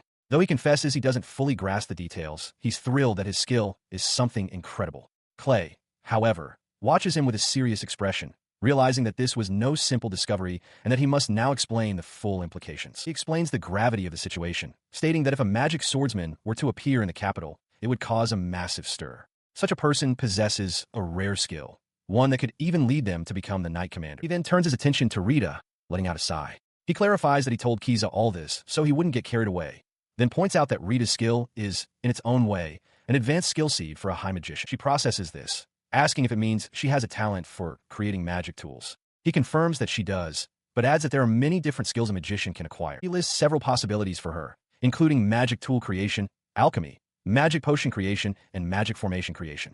The sheer number of options leaves Rita looking overwhelmed. He suggests a practical application, She can make magic tools and have Grant sell them. Rita considers this, a slight blush on her cheeks, but admits she has no real sense of how to begin. He then offers to teach her the basics, revealing that he is also capable of magic tool creation. The news catches Rita completely by surprise. She turns away, however, and politely declines his offer. She insists that she is fine as she is for now, leaving Clay looking confused. She explains that she has no intention of pushing herself too hard, though she appreciates the thought. Clay asks if she is certain, and she responds with a quiet, melancholic smile. Having concluded his conversation with Rita, Clay turns back to Kiza. He tells the boy they need to rethink his training to incorporate magic alongside his swordsmanship. Kiza erupts with excitement, shouting that he wants to try it immediately. The boy dashes over to his father, Alzum, excitedly telling him that he might become a magician.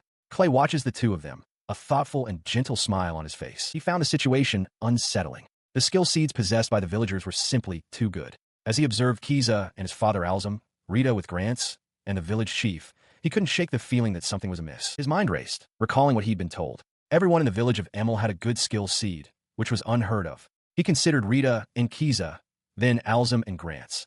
All of them possessed skills far beyond the ordinary. He began to wonder if there was some hidden condition they were all unknowingly fulfilling. The village chief, noticing his contemplative silence, remarked with a laugh that if he'd known about this when he was younger, he might have owned a grand mansion in the capital by now. He playfully called Clay a fool, but Clay remained quiet, lost in thought. Looking out over the gathered villagers, he concluded that whatever the reason for their gifts, the information about the people living in this borderland was likely of immense importance. His thoughts drifted to a past conversation with a certain noble who had been discussing leaving the country with the Demon King for a long time. The noble had noted that the backing of his peers was not insignificant. Clay resolved then to write a letter and consult with Yuka on matter. Elsewhere, the man he intended to contact, second Prince Yuka Fargas Altonia, mused that it was better to have many talented people to help govern the nation. Nearby, Kiza expressed his awe for his new master to his father, Alzum, who agreed, but cautioned that the prince was not an easy man to serve. A few days later, Clay ventured alone into the dense wilderness known as the Border Hell. He was determined to solve the mystery that had been bothering him, why the red grizzly that attacked Kiza had emerged from his place. Before any development of the area could begin, he needed answers. Venturing deeper, he felt the immense magical power saturating the forest. The creatures living here were sustained by it. They should have no reason to venture outside into the wider world. His investigation led him back to the villagers. Alzum explained to Clay, Kiza, and Grants that while swarms of goblins would occasionally appear, the emergence of a powerful monster like the red grizzly was completely unprecedented. He stared into the distance, his expression grim. A realization settled upon him. Something unprecedented was happening in the Border Hell. The memory of that day flashed through his mind. The sight of Kiza, bloodied and near death. He recalled how close he had come to being too late. He had helped build a road to prevent such tragedies, and now, to ensure it never happened again, he resolved to find the source of this strange anomaly. With a final, decisive movement, Clay stands between two massive, splintered tree trunks, his cloak still settling from the force of his action. He looks upon the result of his efforts. A large, horned beast lies defeated in a clearing.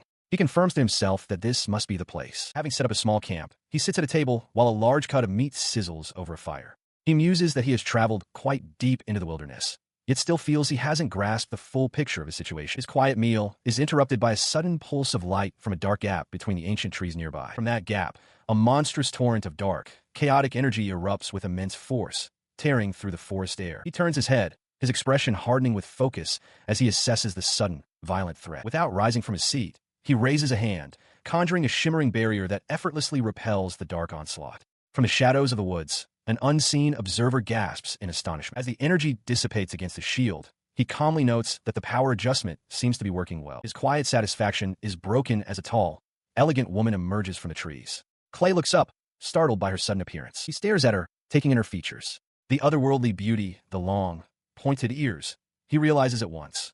She is an elf. She turned to face him, a questioning look on her face. Clay, seated at a small table laden with food, gestured to the meal and asked if she was able to eat the meat of magical beasts. He maintained a friendly smile, confident in the meal he had prepared. The elf woman's expression softened into a warm smile. She explained that she had only been drawn in by the enticing aroma, assuming he was merely taking a break. Since he was offering, however, she graciously accepted his invitation to dine with him. He began to eat, chewing thoughtfully as he processed her presence at his campsite. As he took a drink, he couldn't help but notice the idyllic, almost garden-like quality of their surroundings.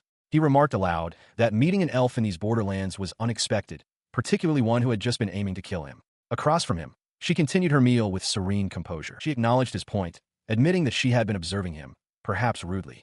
She then corrected a common misconception, stating that there is no elven country, only the holy nation of Elphyla. She went on to explain that it was highly unusual to find humans having a picnic in this region, and that if he were an intruder, the situation would be quite different. He was struck by her frankness, admitting she had been monitoring him without any attempt at deceit. The thought then occurred to him that they had yet to properly introduce themselves. Acting on this, he introduced himself as Clay. He explained that he was just a villager, and that he was considering clearing this borderland territory to make it a place where people could settle and live. In response, she introduced herself as Charlotte of the Verda clan.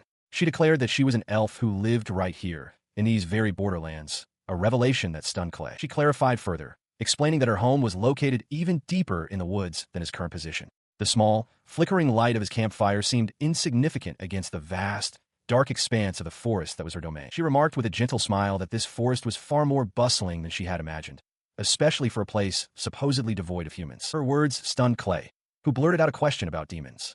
She calmly explained that, as far as she knew, this land was inhabited not only by elves, but also by beastmen and demons. She continued, noting that many nations capture and enslave non-human races. Even the long-lived elves and physically powerful beastmen, she said, are often reduced as subjects for study or forced into servitude. She added that in the demon lands, they are considered an undeniable enemy of humanity, a race whose lives are to be taken without question. She concluded that this place became a refuge for the various races driven out of human territory. The realization dawned on Clay. This was the true meaning of a borderland. Charlotte added with a knowing look that it was fortunate for humans that no one came to inspect the area. Of course, she continued, survival in the borderlands is not a simple matter. A choice must be made, to side with humans or with the demons. She explained that her people have simply chosen the less unreasonable of the two options. Just as he and his companions had come to develop this frontier, she stated, the other races were also settling the land, each in their own way. His expression darkened as he processed her words. He had wanted to develop this frontier to create a place where his friends could live in peace, only to realize that the other races had been doing the very same thing. A cold sweat broke out on his brow as the implications crashed down on him. Wait, he thought, if they're already settling here, does that mean we'll have to fight them for it? Is this land we acquired from humans actually demon territory? The final, chilling realization struck him. She must have been monitoring him from the start. His heart skipped a beat as she spoke, asking if he still intended to develop the area. She admitted that she had initially suspected he was an assassin sent to destroy them, precisely because she found his presence so terrifying. Her statement left him utterly bewildered. He stammered, insisting he wasn't frightening at all. He explained that while he had come to scout the area, he had no intention of fighting her or her people. With a downward glance, she quietly acknowledged his words. She continued, explaining that from the perspective of the elves, his very existence was a threat. She asked if he hadn't noticed the massive number of spirits that had gathered around him. His eyes widened in confusion. For the first time, he saw the air around him shimmering with countless points of light and tiny, butterfly-like beings. He turned his head, a bead of sweat rolling down his temple as he tried to process the overwhelming sight. He snapped back towards Charlotte, insisting there was no way he could have known. He questioned if only elves, with their spirit magic, were capable of seeing spirits. The man's mind raced. He recalled Tarita's once mentioning that he had an aptitude for seeing them, but as a human, it should have been impossible. The realization that Charlotte was an elf made her words far more convincing. He then asked why so many spirits were gathered around him. Charlotte explained that, long ago, her people were known as the children beloved by the spirits, precisely because they could attract them in great numbers, just as he was doing now. She recounted a story of a girl whose emotional state could influence the spirits to alter the weather, causing great rains or intense heat. She asked if he understood the grave implications of such power. The result of that power was a massive crater, stretching for kilometers. Clay stared in horror, exclaiming that such a thing was far too dangerous. He looked at Charlotte with grim understanding. He asked if she considered him a threat, a walking bomb of sorts, and apologized for lingering near her home. She then asked if there was a way for him to avoid becoming a bomb. With a soft thud, she placed a thick, patterned bracelet on the table between them, offering it to him. She presents the item to Clay, calling it a spirit bracelet. She explains that with it, even a human lacking spirit arts can easily make requests of the spirits. He asked for clarification, wondering if all he has to do is ask the spirits and they will obey. She confirms this, stating that he can give them instructions immediately. He seems taken aback, questioning if she came all this way just to give him the bracelet. She affirms this, admitting that while she was wary of him at first, she now sees he is a kind person. Flustered but grateful, Clay accepts the offer. His hand closes firmly around the spirit bracelet. With his acceptance, she announces that her business is concluded and she will be leaving. Before she departs, however, she asks one final question. Has anything changed in his vision recently? He deflects, insisting it's not about him, and instead mentions that a red grizzly appeared in the nearby fox forest the other day. She seems to understand, noting that monsters have been appearing in the area for some time, which is unsettling. He then asks if she has any idea what might be causing it. She admits she has no clue. He apologizes for not being of more help, but she dismisses his concern. As she turns to leave, she finally introduces herself, as Charlotte. With a small, hopeful smile, he asks if they might meet again. She glances back, surrounded by swirling motes of light, and agrees, adding, if there is a next time. She departs in a blur of motion, leaving Clay alone at his small table in the forest clearing. He watches her go, a slight smile on his face as he reflects on the encounter. He realizes that the killing intent he sensed earlier has completely vanished, as if it were never there. His gaze then falls to the bracelet on his wrist. Though she seemed friendly on the surface, he still feels she is not someone to be trusted. The bracelet itself is a testament to that uncertainty. He sits alone, contemplating their shared situation. As two people living on the same frontier, he muses that it would be nice if they could get along a little better. Meanwhile, deeper in the woods, Charlotte considers the man she just met, whom she calls Clay. She acknowledges that he is a formidable warrior, but decides that for now, he doesn't seem inclined to join their cause. Her expression hardens with resolve. She cannot afford to be careless. Any potential danger must be eliminated as soon as possible. With this thought, she continues her trek through the dense forest. She pauses, revealing her true knowledge of the situation. She knows the real reason she was being chased by the red grizzly. It was because an even stronger monster had appeared, forcing her to flee. She admits that they have no choice but to escape. Her flight has led her to the base of a colossal, ancient tree, its massive trunk twisting towards the sky. Before a great, winged silhouette hidden in the shadows of the great tree, she expresses her frustration. She questions why this is happening, lamenting the situation with that human and the girl. A commotion stirs in a quiet village as a crowd gathers, their murmurs filling the air. The source of the disturbance becomes clear as Clay walks through the street. A villager asks him about the noise, explaining that a visitor from the capital has arrived with business for him. Another man, having only seen Clay briefly, wonders aloud who he is. The visitor is revealed to be a striking woman in clerical robes, holding a staff. She announces she is from the Association of Shinkan, and the villager is immediately taken by her beauty. 3 years after the subjugation of the Demon King, at a remote orphanage, a group of children spots a party approaching. A young boy with dark hair recognizes them, and the children cry out in excitement that the hero has returned. As the children greet them, Tarita smiles and reassures them that the monsters in the area have been dealt with, so they can play outside without worry. Nearby, Clay asks Charlotte if she is there to provide aid to the church and orphanage. She confirms, stating that she wants to do whatever she can to help. His expression turns serious. He questions if simply defeating monsters isn't enough. He reasons that everyone's role is to defeat the Demon Lord, and it would be more efficient to concentrate solely on that objective. As they walk away from the orphanage, Charlotte quietly concedes that he is right if one is speaking in terms of efficiency. Clay seems to agree, believing she understands his point. Meanwhile, Tarita kneels with the children, explaining that their lives today and tomorrow depend on the present. He tells them that this is precisely why help is needed not just for now, but for the future as well. A dark-haired woman with the party smiles warmly at the scene. Charlotte turns to Clay, offering her own perspective. She explains that for her, saving people means giving them hope. It is more than just defeating monsters or providing food and medicine. It is about giving them something that makes them feel they can keep on living. The scene shifts to a different time. A man with a scar over his eye, Alzum, knocks firmly on a wooden door. Inside, a younger Clay is fast asleep in bed. Alzum then enters the house. He stands over the bed and wakes the boy, who groggily asks what he wants so early. Alzum explains that he has business in the village and mentions that a guest arrived for Clay the previous evening. Clay, still half asleep, wonders aloud who would come see him. Alzum continues, saying he only caught a glimpse of the visitor. He describes her as a blonde woman who looked like a priestess from a church. At this, Clay's eyes widen in surprise. Back in the present, a crowd of villagers is gathered. An older man stares at his own arm in disbelief, exclaiming that his old wound is completely gone, without even a scar remaining. Charlotte's hands gently touch the healed skin as the others look on in awe. She assures the village chief that her help is given freely. The elderly man questions if it's truly all right for her to offer her services without compensation, but she insists he not worry, explaining that she does it simply because she wants to. She continues, her expression warm and gentle, explaining that it is merely a small token of her gratitude for them allowing her to stay in their home, especially given her sudden arrival. Watching from a distance, Clay observes her surrounded by grateful villagers. He can't help but think how deeply compassionate she is, almost like a true shrine maiden. His observation is cut short as a sudden realization strikes him, his eyes widening in shock. A single name escapes his lips, Flora. He watches as the woman continues to interact warmly with the villagers and their children, her gentle smile never wavering. A faint, knowing smile touches his own lips as he reflects on her unchanging nature. Moments later, she approaches him, her expression shifting to one of mild annoyance. She chides him for making her wait so long and demands to know what he was doing there. She explains that things have been chaotic since he disappeared, and feeling a bit tired, she decided to take a break and check on his well-being. He, in turn, questions if she is truly on a break and if her work is going all right. She dismisses his concern, stating that anyone can deliver a sermon for the sake of the church's authority, so her presence isn't strictly necessary. Clay, looking flustered, counters that her simply leaving without a word is, in fact, a major problem. Her cheerful demeanor vanishes in an instant.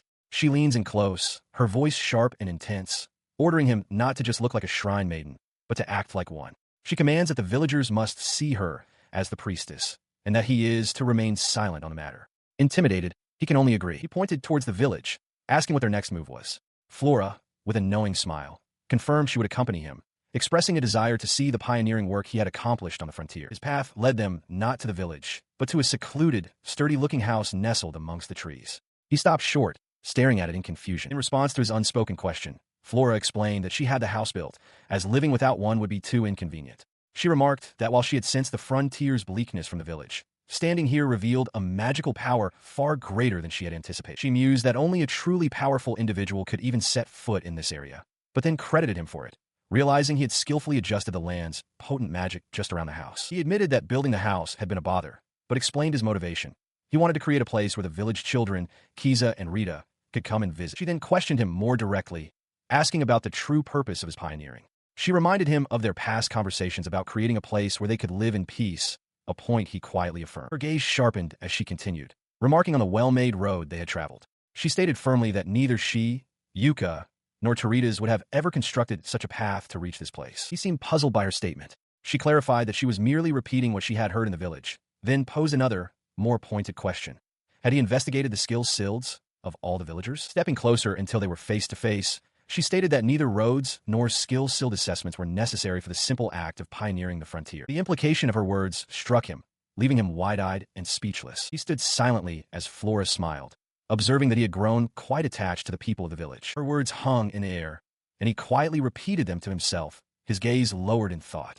Attached. A moment later, a soft smile touched his lips as he conceded, maybe so. He then added that he had even taken on a disciple, which prompted a frantic outburst from Flora. She questioned his decision, worrying what would happen if something were to befall him. The following day, the group gathered inside the house. Clay, Flora, Yuka, Grants, and Rita sat together, deep in conversation. During their talk, Rita realized that Flora must have known Clay from her time in the capital.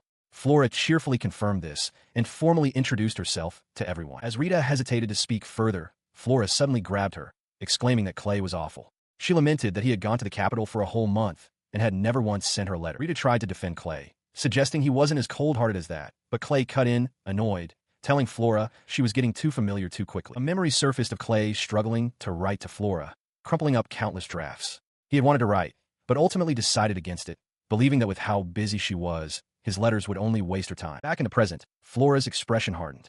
She looked him directly in the eye and asked, "But you sent letters to Yuka, didn't you?" The question left Clay utterly stunned and speechless. He stammers, asking how she could possibly know. Flora leans in, her expression sharp, and explains that Yuka, worried after receiving the letters, told her everything. She adds pointedly that, in her opinion, Yuka is better suited for such tasks than he is. He tries to downplay the situation, insisting his correspondence with Yuka was merely for sharing information related to his duties, strictly business. He explains that they are good partners and have been traveling together for about 4 years. Rito listens silent. His explanation is cut short when Kiza abruptly asks if it was just the two of them traveling together. The sudden interjection startles the group. Both Flora and Rita turn their heads in surprise at Kiza's unexpected question. Alzum observes with a stern look, while Clay appears confused. Kiza himself seems puzzled by his own outburst. A faint smile plays on Flora's lips. She finds the situation amusing and clarifies that, regrettably, they did have another traveling companion with them. The revelation causes a stir. Kiza realizes that Flora must be the strange companion his older brother mentioned. As he points at her, Clay is taken aback, wondering why Kiza would refer to his companion as brother. Flora simply giggles, amused by the unfolding scene. While Alzum notes the oddity of their group, he proudly announces that he was made his brother's disciple. Hearing this, Flora looks at him thoughtfully and brings up the matter of that thing. She explains that she decided to investigate the skill shield to determine the proper course for Kiza's training. Finding his obsession with it unbecoming, she offers to teach him about magic instead. He looks down, a troubled expression crossing his face.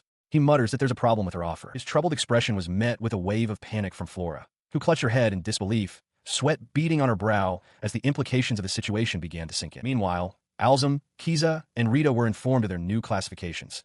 Alzum as a guardian warrior, Kiza as a magic swordsman, and Rita as a high-class magic toolmaster. Flora, still reeling, found this absurd. She exclaimed that it was ridiculous, questioning how a village of just over 100 people could produce 3 individuals with rare skills that might only appear once in 100,000. Clay calmly offered a hypothesis. He explained that while there was a difference between the 3 of them and the other villagers, the capital would likely see them all as the same. He then theorized that the skill shield might be a power that draws upon magic as its source. He elaborated on his idea, suggesting that the quality of a skill shield is determined by the ambient magic of the place where one is born. In a land teeming with dense, magical energy, like one where powerful beasts roam, it would be entirely possible for humans to manifest similar phenomena. Laura considered his words, her expression turning grave. If his hypothesis was correct, she realized, then Emel village was a dangerous place, a breeding ground for powerful skill shields. The world, she thought, would soon discover this. The realization prompted Alzum to turn on Clay, his voice rising with agitation. He reminded Clay that his own skill shield was incredibly powerful, demanding to know why he hadn't mentioned it before, recalling that Clay had said something similar when they parted ways. He met Alzum's gaze, his own expression hardening. He warned that if the fact that Emel village produces people with superior skill shields becomes widely known, he couldn't predict what would happen. Powerful figures, even royalty, might come to claim the village for themselves. Kiza, however, seemed pleased, remarking that the problem was that the skill was simply too good. Clay smiled, relieved that Kiza understood, and admitted he'd been worried they would all think he was just making a strange prediction. His brief moment of relief passed. He looked aside, a serious expression returning as he considered a new possibility. He wondered if he should still refuse to teach them how to make magic tools. He turned his attention to Rita, who sat on the edge of a bed, her expression uncertain as she listened. He began by addressing her directly, explaining that her skill shield was simply too exceptional. Alzum agreed, suggesting it would be best for her to master the Guardian Warrior class. Clay affirmed this, adding that he wanted her to undergo this training so she could truly understand the nature of her own power. She looked down, a deep blush spreading across her face as she stammered, unable to form a complete sentence. Her flustered reaction seemed to surprise Clay. The proposal was overwhelming. She had never considered having a dream or aspiring to be something more. Her only plan had been to live a quiet, peaceful life in the village forever. She felt it would be presumptuous to receive instruction from such incredible people as Clay and Kiza, especially since she had no intention of becoming a magic tool master. As these thoughts of self-doubt swirled, a new voice cut through the silence. Charlotte addressed her directly, a gentle smile on her face. She suggested that if Rita didn't know who she wanted to be, then perhaps she should simply try to find out. The simple, profound advice left Rita momentarily speechless. Inside a cozy, well-stocked room, Clay, Charlotte, Rita, Alzum, and Kiza gathered around a small table, engaged in a serious discussion about their future paths. Seated among them, Rita appeared hesitant. She thought to herself that she might get used to this unfamiliar side of herself, resolving to ask about it. Sensing her uncertainty, Charlotte offered a reassuring smile. She explained that what Clay was teaching was just one of many possibilities, and that even if Rita chose not to become a magic tool craftsman later, the experience would not be wasted. Clay chimed in, telling Rita that he had used his appraisal ability and confirmed she had the aptitude, so she shouldn't think it impossible. He encouraged her to simply view it as a way to increase her options for the future. Rita listened intently, her expression thoughtful. His words struck a chord, and her expression shifted from doubt to resolve. With newfound determination, she declared that she wanted to try it. She wanted to learn how to make magic tools. With her decision made, Charlotte smiled, stating that the matter was settled. Clay then turned his attention to Kiza and Alzum, asking what they intended to do. Kiza reacted with surprise, questioning if he was being included as well. He elaborated, explaining that the magic swordsman class was more versatile than they might think. He added that Alzum's guardian class also possessed an aptitude for magic, meaning both of them could learn the basics of magic tool crafting very quickly. The older man stroked his chin, mulling over the proposition. He recalled hearing something similar before, but the idea of learning to use magic at his age didn't immediately resonate with him. He conceded that the seed of talent could grow no matter where it was planted, and that it wasn't too late to start now. Turning to Clay, Alzum decided that he and Kiza would learn together. With everyone in agreement, Clay announced that they would begin immediately. He revealed that he had already constructed a workshop in the basement, and that they would conduct their training there. The group stood together, ready to descend. He sets a small, rectangular wooden plank and a finely crafted pen upon the workshop table, signaling the start of their first lesson. Rita looks at the material with curiosity, asking what kind of wood it is. He explains that it's lumber from a trent, and asks if she knows what that is. Before she can answer, Kiza interjects, correctly identifying a trent as a tree-type monster. Clay confirms this, but clarifies that there are no trents in this region. He brought this material with him from a previous time. He goes on to explain that wood from a common trent is unsuitable for beginners because its magical power is too strong and difficult to handle. The material they will be using, however, is from a subjugation trial trent, which has properties perfectly suited for crafting battle magic tools. Alzum thoughtfully notes that there seems to be a matter of compatibility with these materials. Clay agrees, emphasizing that this is precisely why they must be thorough in understanding the types and properties of all the components used in magic tools. Hearing this, Kiza asks if this means they have to study. Clay affirms, comparing it to swordsmanship. Learning forms and techniques is a type of study, and this is no different. He then presents their first task, to create a tinder magic tool. It's a device for lighting fires, useful both on journeys and for starting a fire at home. Pointing to the intricate magic circle on the example tool, he instructs them all to copy the design onto their own wooden planks as precisely as they can. He holds up the special pen, explaining that what's needed to draw the magic circle isn't ink, but their own magic power. Normally, this requires delicate control to channel a steady flow. Not too strong, not too weak. However, he reveals that the special pen he created for them will automatically draw upon the user's magic and release it at a constant rate. For today, they need only concentrate on drawing the magic circle with precision, without worrying about power control. Alzum examines the magic channeling pen with admiration, remarking to Charlotte that it's a major invention.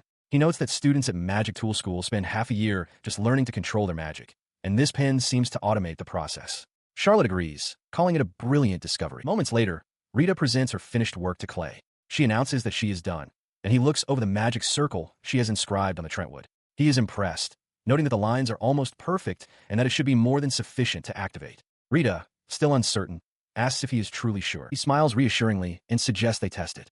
With a soft click, he places a small magic stone onto the center of the circle to begin the activation. The magic circle immediately flares to life, and a small, steady flame erupts from the wood. Rita gasps, her eyes wide with astonishment as she clasps her hands together in front of her chest. She marvels that it lit up. Clay confirms her success, explaining that she drew the magic circle correctly. He praises her, adding that to succeed on a first attempt demonstrates true talent, as this level of magic circle typically requires extensive training. Her eyes sparkle as she stares at the flickering flame, a blush of pride and happiness warming her face. She turns her gaze toward Clay, who watches her quietly, a gentle smile on his face. He then explains the final step. He will handle the processing to detach the inscribed section. Once the board is separated, the flame will extinguish. Rita shyly asks if she can keep her first creation as a memento, and he readily agrees. Feeling encouraged, he suggests they make tools for all the villagers, proposing it would be good practice. Rita seems to ponder the idea. In the background, Alzum and Kiza are already hard at work, with Alzum noting he's getting the hang of it, and Kiza remarking on Rita's impressive skill. Just then, Charlotte holds up her own successfully crafted tinder tool. She declares that she will use this as an opportunity to become a magic tool craftsman herself, explaining that they will need another source of income if they quit their current jobs. Clay is taken aback, realizing she might genuinely be planning to leave the church. Several days later, he walked with Charlotte along a stone path. She remarked that Rita and Kiza's magic manipulation had improved considerably, though they were still far from perfect. At the very least, she noted, everyone was now capable of drawing a magic circle. She then added that he was teaching them even while creating things himself. He turned his head slightly, a subtle gesture of dismissal. He stopped walking. With a solid thud, a tall, ornate staff topped with a glowing orb materialized in his hand. He explained that using magic items so lavishly for streetlights was unheard of. His goal, he stated, was to eliminate even the slightest danger from monsters for the sake of the villagers. Charlotte agreed that the streetlights were a good idea, but she questioned him about the main issue, the development of the land. He confirmed that they were expanding the territory, but only a little at a time. Her eyes narrowed with understanding. She declared that she could guess the reason he was not proceeding with the development. His gaze dropped to his own arm as she identified the source of his hesitation, the cursed armlet he wore. He admitted she was right. While his brother's curse was a significant matter, he could normally remove the armlet. However, he recalled the elf from the borderlands who came before her, implying Charlotte herself had told him something. The armlet, he revealed, nullifies more than just the curse. He held up his arm, the intricate band glowing faintly. He identified it as the armlet of the spirits, explaining that Charlotte had told him it was because a vast number of spirits were gathering around it. He then requested that she use the armlet to command the spirits to scatter, stating that their current concentration was dangerous. He confessed, however, that since he couldn't see the spirits himself, he had no way of knowing the full truth of her words. He knew one thing for certain. The armlet had been imbued with a single, specific effect. The revelation struck Charlotte. It was a form of spiritual magic, designed to make the spirits want to flee from the cursed child. The armlet's effect was to make them perceive its wearer as cursed. Realizing she needed to confirm his sincerity, she resolved to speak with him again. Meanwhile, Clay, having made his case, felt he could not wait indefinitely for her decision. He stopped, his expression hardening with resolve under the moonlight. If she would not come to him, he would go to her. He declared that tomorrow, he would set out to find the elven settlement himself. His declaration was met with unexpected enthusiasm. Charlotte suddenly appeared, her eyes bright with excitement, exclaiming that it sounded like a grand adventure and that she would accompany him. Clay could only stare, utterly surprised. He questioned her sudden change of heart, asking if she had any complaints. She quickly denied it, explaining that she hadn't come to this place just to rest, but to go with him. She clarified that she came because she wanted to have fun with Clay. With a slight blush, she shyly asked if that was not allowed. Her earnest plea left him speechless. He simply stared, taken aback by her directness. He finally relented, agreeing they would go together. Delighted, Charlotte insisted they must leave at once, and so their journey through the shimmering forest began. Their journey led them to the remote lands of Vetafons, the settlement of the elves. a breathtaking city of homes and walkways built high amidst the trunks and branches of colossal trees. Within the settlement, Charlotte stood before a large, arched window. A voice from behind her spoke, stating that her time was up. The speaker was Melville, the elder of Edifons. Charlotte turned to face him, addressing him as uncle and acknowledging his words. With a look of deep sorrow, Melville could only apologize. He expresses his regret, wishing he could take her place if only he were younger. Charlotte, however, reassures him, stating that this is an honorable duty she must perform. With a heavy heart, he watches her depart. Charlotte walks resolutely along a massive branch of the great tree, bidding him a formal farewell as Clay observes from a distance. As he stands there, another elf woman approaches and asks if he is heading to his duties as well, cautioning him to be careful. Hearing this, Charlotte glances back over her shoulder, a gentle smile on her face as she offers her thanks. Their entire settlement is built upon the colossal branches of the world tree, the divine entity worshipped by all elves. This sacred tree grows by absorbing the elves' magic, and in turn, its fruit, bark, and leaves provide them with power and essential materials. But now, the situation has changed. A monstrous, three-eyed dragon has taken root within its branches, a fearsome beast with crimson scales and powerful wings. It appeared suddenly, roughly a month prior, a jet-black dragon that began to consume the world tree itself. The elves fought back, but the battle was costly. Many warriors fell, and numerous homes were destroyed. To defeat the black dragon, they must now offer their own magic to the withering world tree, a sacrifice to restore its strength.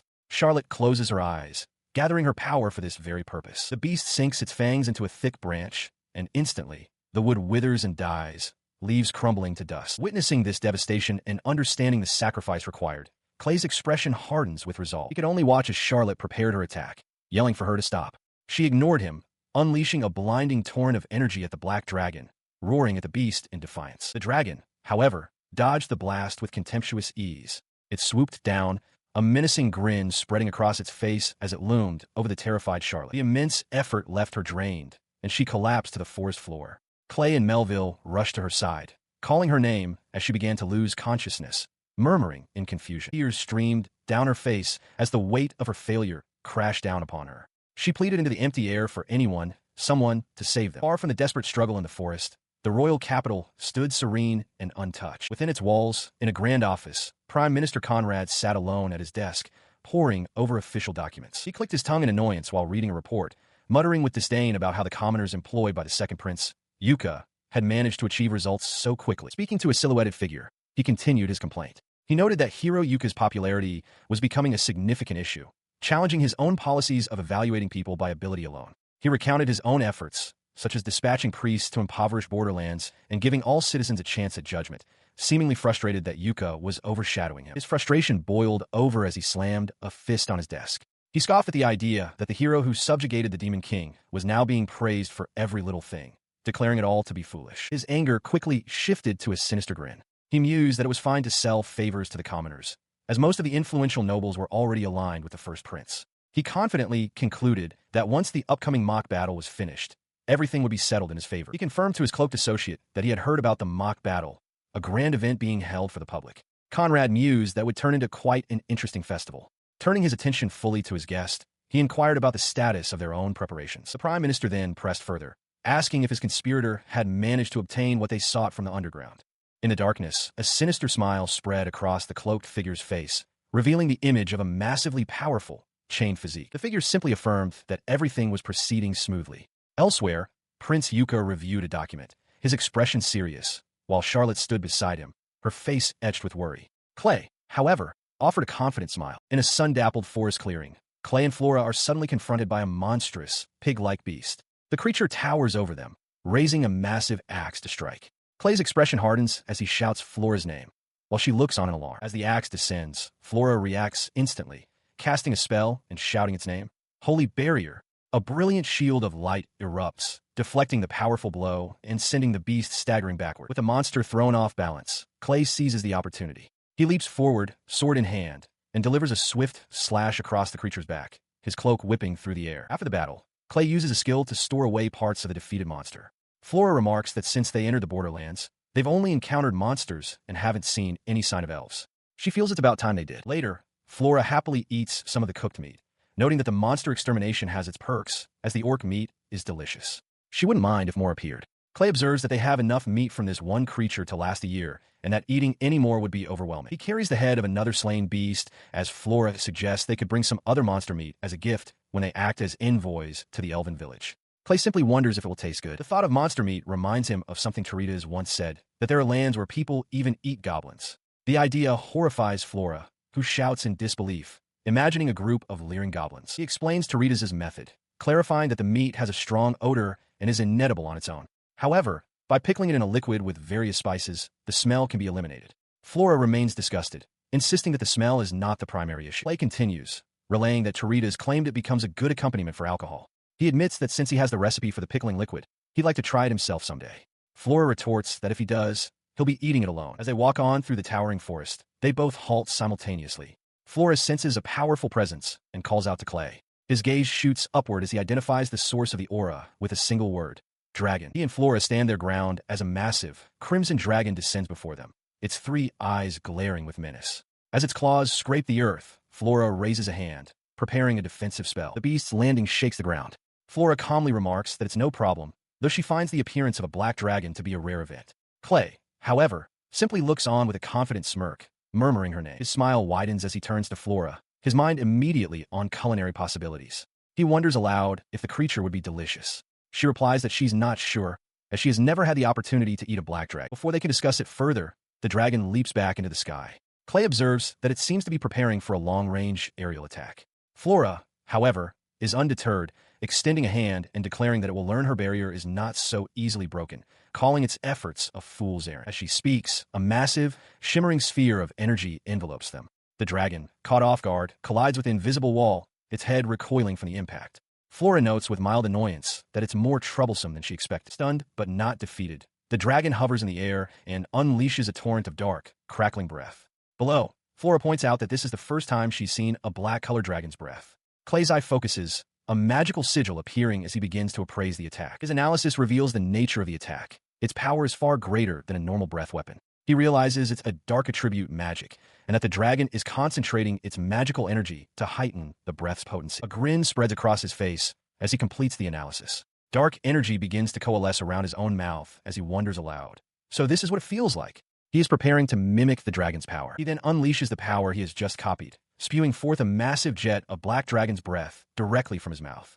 The opposing dragon looks on in utter disbelief, its attack met by an identical torrent of dark flame. The copied blast overwhelms the original, engulfing the crimson dragon in its own power. The beast cries out in agony as it is sent plummeting from the sky, crashing heavily into the forest below. The wounded dragon, pinned to the ground, observed that Clay possessed a powerful aura, the kind belonging to someone who had slain many formidable foes. Clay's eyes shimmered as he analyzed the beast before him. He smiled, a chilling confidence in his eyes, and told the creature that its misfortune was in crossing his path. He then made a promise. He would devour it completely, leaving nothing to waste, so that it could rest easy. With a final, desperate roar, the dragon lunged forward, its massive jaws snapping wide.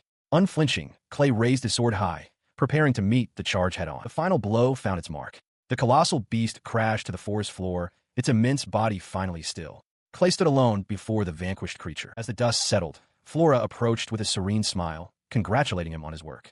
Clay looked up, his expression one of mild surprise at her sudden appearance. He reflected on the battle, acknowledging Flora's crucial role.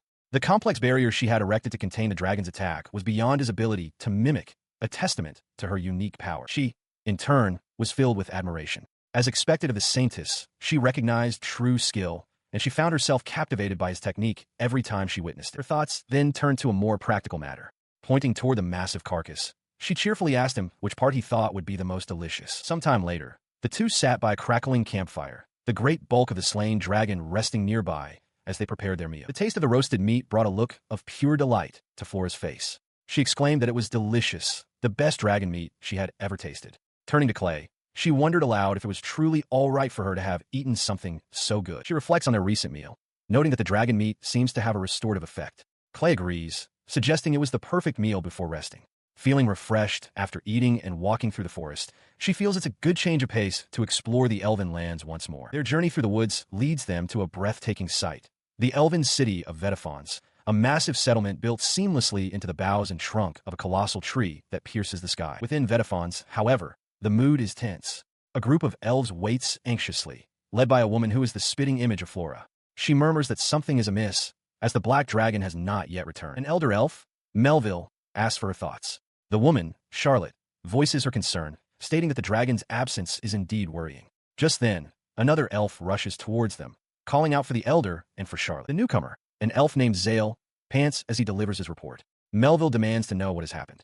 Zale explains that 2 humans have arrived at the settlement, a statement that shocks Melville, who declares their presence to be impossible. He insists it's true, baffled as to how any human could have broken through the village's illusionary barrier. He then provides a critical piece of information.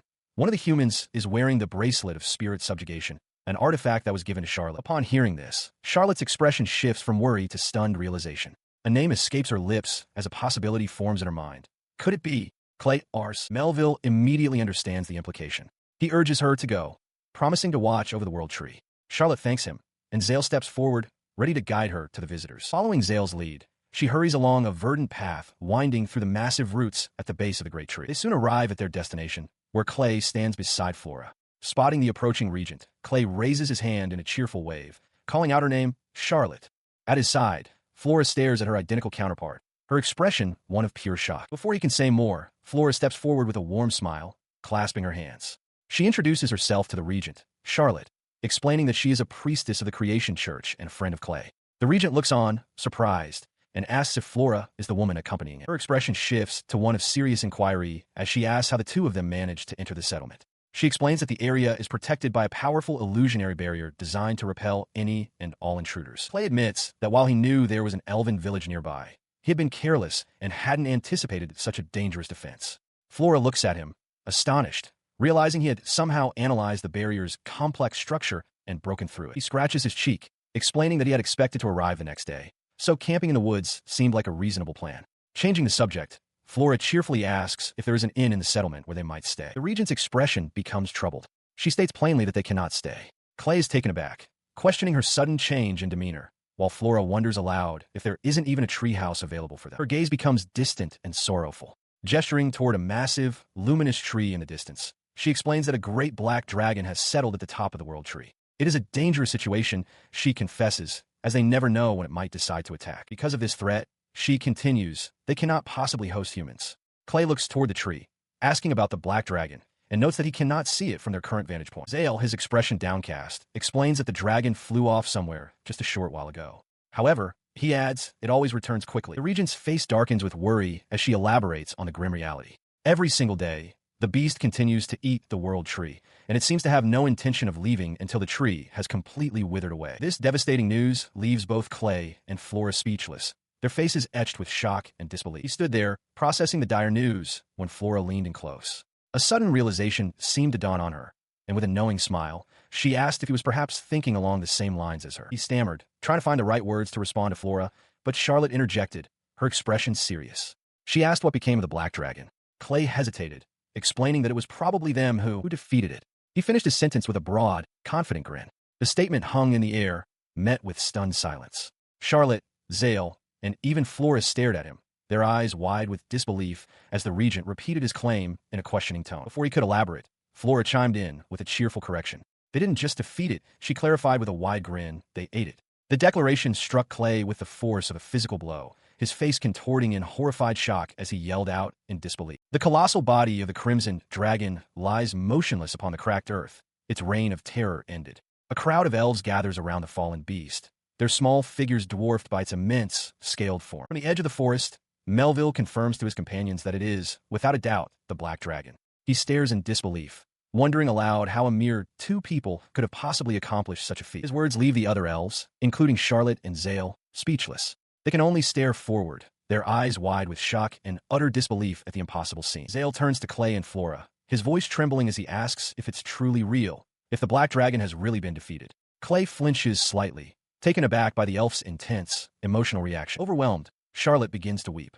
Tears of profound relief stream down her face as she expresses that the end they had always dreaded has finally passed. She whispers that it's all right now, that they no longer have to live in despair. Her sentiment is shared by the others. Zale and his fellow elves stand frozen, their faces masks of pure shock as they struggle to process the sudden reality of their freedom. That shock finally breaks, replaced by a tidal wave of catharsis. Tears well up in their eyes as the weight of years of fear lifts from their shoulders. Zale covers his face, completely overcome. The emotion spreads like wildfire, and a thunderous cheer erupts from the entire elven population. They raise their arms to the sky in a unified roar of celebration and liberation. Amidst the joyous uproar, Clay turns to Flora. He remarks that it seems they've done something incredible, but then voices his confusion, asking if all they truly did was defeat the Black Dragon. Flora's expression turns serious. She explains that a Black Dragon is not an ordinary foe. Compared to the Demon King's generals, it's an existence on an entirely different level. She theorizes that, due to the Demon King's subjugation, their own perception of power has become skewed, admitting to Clay that she agrees something feels wrong. Standing before Clay and Flora, the elven elder introduced himself as Melville, the head of the Vedafons tribe. With a gentle smile, he expressed his gratitude and offered them a place to rest in his home. He led them to a large, elegant dwelling seamlessly woven into the surrounding forest, its structure adorned with glowing flowers and twisting branches. Inside, both Melville and the regent, Charlotte, bowed deeply. On behalf of the entire village, they offered their most sincere thanks for saving them and the world tree from the brink of destruction. Clay, however, seemed uncomfortable with such formality, dismissing their gratitude. He claimed he had only defeated the dragon because he wanted to eat, a sentiment Flora appeared to share. His casual attitude did not diminish the elves' sincerity. Melville insisted that while it may have been a small matter to them, the fact that they were saved was unchangeable, and he wished to offer them a reward. He asked if there was anything they could provide, any desire they could fulfill. The question hung in the air, and Clay paused, lost in thought. After a moment, he looked up with a determined expression.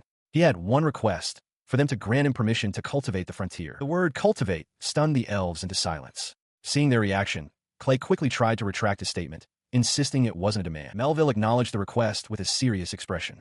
He remarked that for someone as powerful as Clay, there would be no need to protect the frontier. Clay, confused, questioned what he meant by protect. He then began to explain the ancient lore of the Vedafons elves. From time immemorial, they have carried a divine mission to protect the human realm from the dangers lurking in the frontier. This sacred duty, he stated, is what makes their lands so special. Clay, processing the revelation, asks if their mission is truly to protect humans. Charlotte confirms this, explaining that they use their elven appearance to dissuade ordinary people from wandering too deep into the dangerous frontier. Hearing this, Clay feels a pang of guilt, offering a quiet apology. Melville then elaborates, stating that the magic-infused bracelet was meant to help Clay avoid those very dangers. While his request to cultivate the land goes beyond their mandate, Melville declares that by defeating the Black Dragon, Clay has earned the right to pioneer the frontier. He gives his blessing for Clay to proceed as he wishes. He is stunned by the offer, realizing that this is their profound gesture of gratitude and a true sign of their trust in him. He gratefully accepts. Beside him, Flora remarks that he can now move forward with his plans without any hesitation. She finds the situation remarkable, musing that the elves of the Sacred Tree Kingdom, who typically look down on humans, are now entrusting their sacred mission to one. The source of this trust is rooted in a core belief, one Zale recalls from a past lesson. He had once asked about the difference between the world tree and the sacred tree that their people worship. The answer was that the sacred tree is a sapling grown from a branch of the world tree, making them fundamentally one and the same. A realization strikes him. If the trees are the same, then items derived from the sacred tree must also be incredibly valuable. He turns to Flora, who confirms his line of thinking. Filled with sudden excitement, he offers to give Clay a few items as well, insisting when Clay seems hesitant. Before he can elaborate, Melville steps forward, presenting an ornate, glowing vial. He offers this elven secret medicine to Clay. He explains that the vial contains a crystal of life, a gift from the world tree that their mission allowed them to create. As a reward for saving their future, he entrusts this precious medicine to Clay. He questioned if it was truly all right to accept something so precious. Melville reassured him, explaining that as long as the world tree is revived through prayer, more of the secret medicine can be created. He urged Clay to take it, noting it would also be essential for cultivating the frontier. To solidify the arrangement, Melville, with Charlotte at his side, formally declared that the Vedafons elves would cooperate fully with Clay's cultivation efforts. He encouraged Clay to ask for anything he might need, promising their support. The weight of their promise left him momentarily speechless, his eyes wide with the gravity of the alliance now placed in his hands. He reached out and gently took the crystal from Melville's hand, his voice soft as he offered a simple, heartfelt thank you. With the agreement sealed, a joyous celebration erupted among the elves. Zale roared with delight, raising his mug high amidst the cheering crowd. Amidst the revelry, Clay sat with the elves, sharing food and drink as they all celebrated the newfound partnership. He took a quiet moment to himself, a warm, grateful smile spreading across his face as he absorbed the goodwill surrounding him. Several days later, in a tavern in Emel village, Grants was drunkenly recounting a harrowing tale. He explained to a fellow villager that he had been surrounded by 5 goblins and was certain it was his end. The other man leaned in, asking what happened next. He continued his dramatic story, describing how a sudden bolt of lightning had shot out from behind him, instantly felling all the goblins at once. Grants concluded his tale, his eyes wide with remembered awe. He explained that when he turned around, shaken, he saw that his savior was none other than an elf. As Clay walks with the elf regent, he reflects on how the elves of Vedifons are now coming to the frontier forest. He mentions that Alzum told him she had been helping the villagers, and it seems she is getting along well with them. She turns to him with a bright smile, declaring that with the elf situation settled, they can finally resume developing the frontier. Eagerly, she asks what she can do to help, catching him by surprise. He questions if she isn't planning on returning home. She explains that she likes it here. Since he is creating a place where she can feel at ease, she feels it's only natural for her to stay. She reflects on the unexpected turn of events, never imagining she would end up interacting with elves in a human village, a place she would have otherwise avoided. Leaning her head gently against his shoulder, she closes her eyes and adds that it's not bad at all. She likes the people of the elf village, and here, unlike in the royal capital, she is free from constant, prying eyes. Her tranquil mood suddenly breaks as she remembers an upcoming event. She exclaims that Yuka's mock battle is happening soon and that she must return to the church for a while. Clay simply acknowledges her plan. He considers her words. The mock battle. He realizes it must be an event orchestrated by Duke Conrad. The purpose would be to showcase Yuka's strength to the populace. But Clay suspects the true intention is to see Yuka utterly defeated. Noticing his silence, she asks if he has the time to go watch, assuring him it's not necessary. She adds that seeing a friend fight might be worthwhile. He touches his chin, lost in thought, admitting to himself that he does want to see Yuka in action. After a moment of consideration, he looks at her with a determined smile and announces that he will go to the capital as well. He declares that he must witness his friend's valor with his own eyes. Her face lights up with joy, and she insists that he must come. Their exchange is interrupted by a surprised voice. Rita stands nearby, her eyes wide, as she asks if they're really going to the royal capital. He confirms her question, explaining that a friend of his is participating in a festival being held there. He plans to go and offer his support. Rita listens, processing the news. As the group discusses the trip, Rita wistfully tells Charlotte that she would also like to go to the capital. She mentions having been there once when she was very young, but she can no longer recall the experience. Hearing this, Charlotte's face lights up. She turns to Grants, enthusiastically asking if Rita can come with them. Grants readily agrees, stating he doesn't mind at all if that's what Rita wants, much to Rita's surprise. Rita, still hesitant, asks Grants if he is certain, expressing her concern that the travel expenses to the capital must be quite high. He simply smiles, reassuring her that he can cover that much. Clay then turns to Rita with a practical suggestion. He points out that they still have time before their departure and proposes that she could craft some magic tools to sell in the capital, allowing her to earn her own way. Rita looks at him, surprised by the idea. Charlotte interjects, telling Clay that such high costs aren't a concern. She declares that she will pay for the lodging, explaining that she and Clay had already planned on getting separate rooms. Clay adds that he will arrange for a horse-drawn carriage. She then embraces a startled Rita, insisting it's perfectly fine. Charlotte explains that since the inn has 2-person rooms, the cost remains the same whether Rita joins them or not. The thought of traveling with another girl clearly excites her. A blushing Rita gratefully accepts the generous offer as Clay watches them with a small smile. A moment later, Charlotte notices a change in Rita's expression and asks what's wrong. Rita voices a new concern. If she goes to the capital, she worries that Kiza might become jealous. She relays this to Clay, who considers it a valid point. He agrees that it's a possibility and suggests that, in that case, they should simply invite Kiza to come along as well. At Alzum's house, the decision is seemingly made for them. Kiza bursts out of the building, shouting with fierce determination, "I'm going too." He rushes to Clay, grabbing onto his cloak and pleading not to be left behind. As Clay tries to pry him off, Kiza desperately insists he won't be separated from his big brother, exclaiming, "You can't leave me." He is taken aback as Kiza throws his arms around him, enthusiastically calling him Big Bro and thanking him. Clay can only think about the high cost of travel to the capital, but Kiza, undeterred, turns to his father, Alzum, and asks for permission to go. Alzum calmly agrees. The man internally admits that he, too, had wanted to go to the capital. He declines Clay's invitation to join them, stating his duty is to protect the village. Alzum explains that even with the elves' cooperation, the number of monsters in the nearby forest has been on the rise, a problem he attributes to the recent rampage of the Black Dragon. He tells Clay that he cannot leave the village for the time being. Clay quietly accepts his reasoning. Changing the subject with a smile, Alzum tells him to enjoy himself and to bring back a souvenir. Clay agrees. He then pulls Clay aside, asking more seriously if it's all right not to invite Charlotte, the elf. Alzum expresses concern that she might be lonely if left behind. Alzum advises him to ask her directly, warning that he will regret it later if he doesn't find out for sure. After a moment of thought, Clay agrees. The scene shifts to the elven settlement of Vedifons, its structures built seamlessly among the ancient trees of the forest. There, Charlotte smiles serenely and confirms that she will, of course, go with them. Her immediate acceptance stuns Clay. He realizes with a jolt that he had been completely prepared for her to refuse, and that Alzum's advice had been correct all along. He is taken aback when not only Charlotte, but also Melville, the elf elder, expresses a desire to join the journey. Melville explains that he has some business in the capital and sees no issue with traveling together. The elder continues, admitting he was concerned about making the trip alone and would be grateful if they all accompanied him. This revelation causes Clay to reflect on the situation. With 6 people, their group has become a large party, and this is no longer a simple trip. Melville smiles, acknowledging the significance of this journey. 1 week later, with all preparations complete, the thought arises that an unbelievable group of adventurers has assembled for what was meant to be a straightforward trip to the capital. With a confident grin, Clay takes the lead and announces their departure.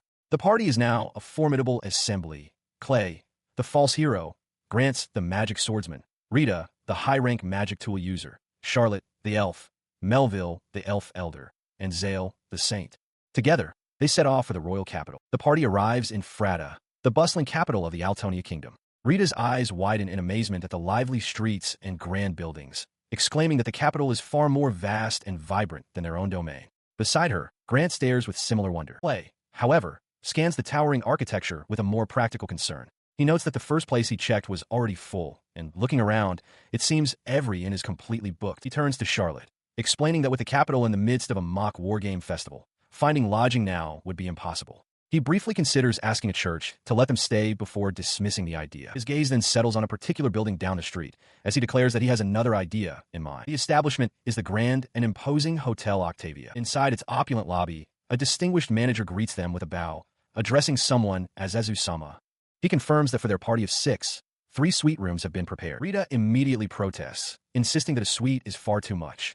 Grant, equally bewildered, questions how it's even possible for rooms to be available, let alone for someone like Azusama. The manager calmly addresses Clay's unspoken shock. He explains that they received instructions from Prince Yuka himself to provide the highest level of hospitality for Azusama's arrival. He adds that, naturally, the lodging fees have also been taken care of, leaving Clay utterly speechless. As he is led through the opulent halls, Clay reflects on the situation. He had thought that perhaps a hotel where Yuka once worked might have a room for them, but he never imagined such a perfectly orchestrated welcome. The manager then politely offers to guide him to his room. Inside a lavishly appointed suite, Charlotte remarks on the extravagance of securing such a room on short notice. Clay explains to Melville and Zale that only their former party leader could have arranged it. Meanwhile, Grant flops onto a soft bed, ecstatic at the comfort, while Rita worries, realizing they have once again incurred an unbelievable debt to their benefactor. Having settled into their luxurious suite, Clay addresses the group.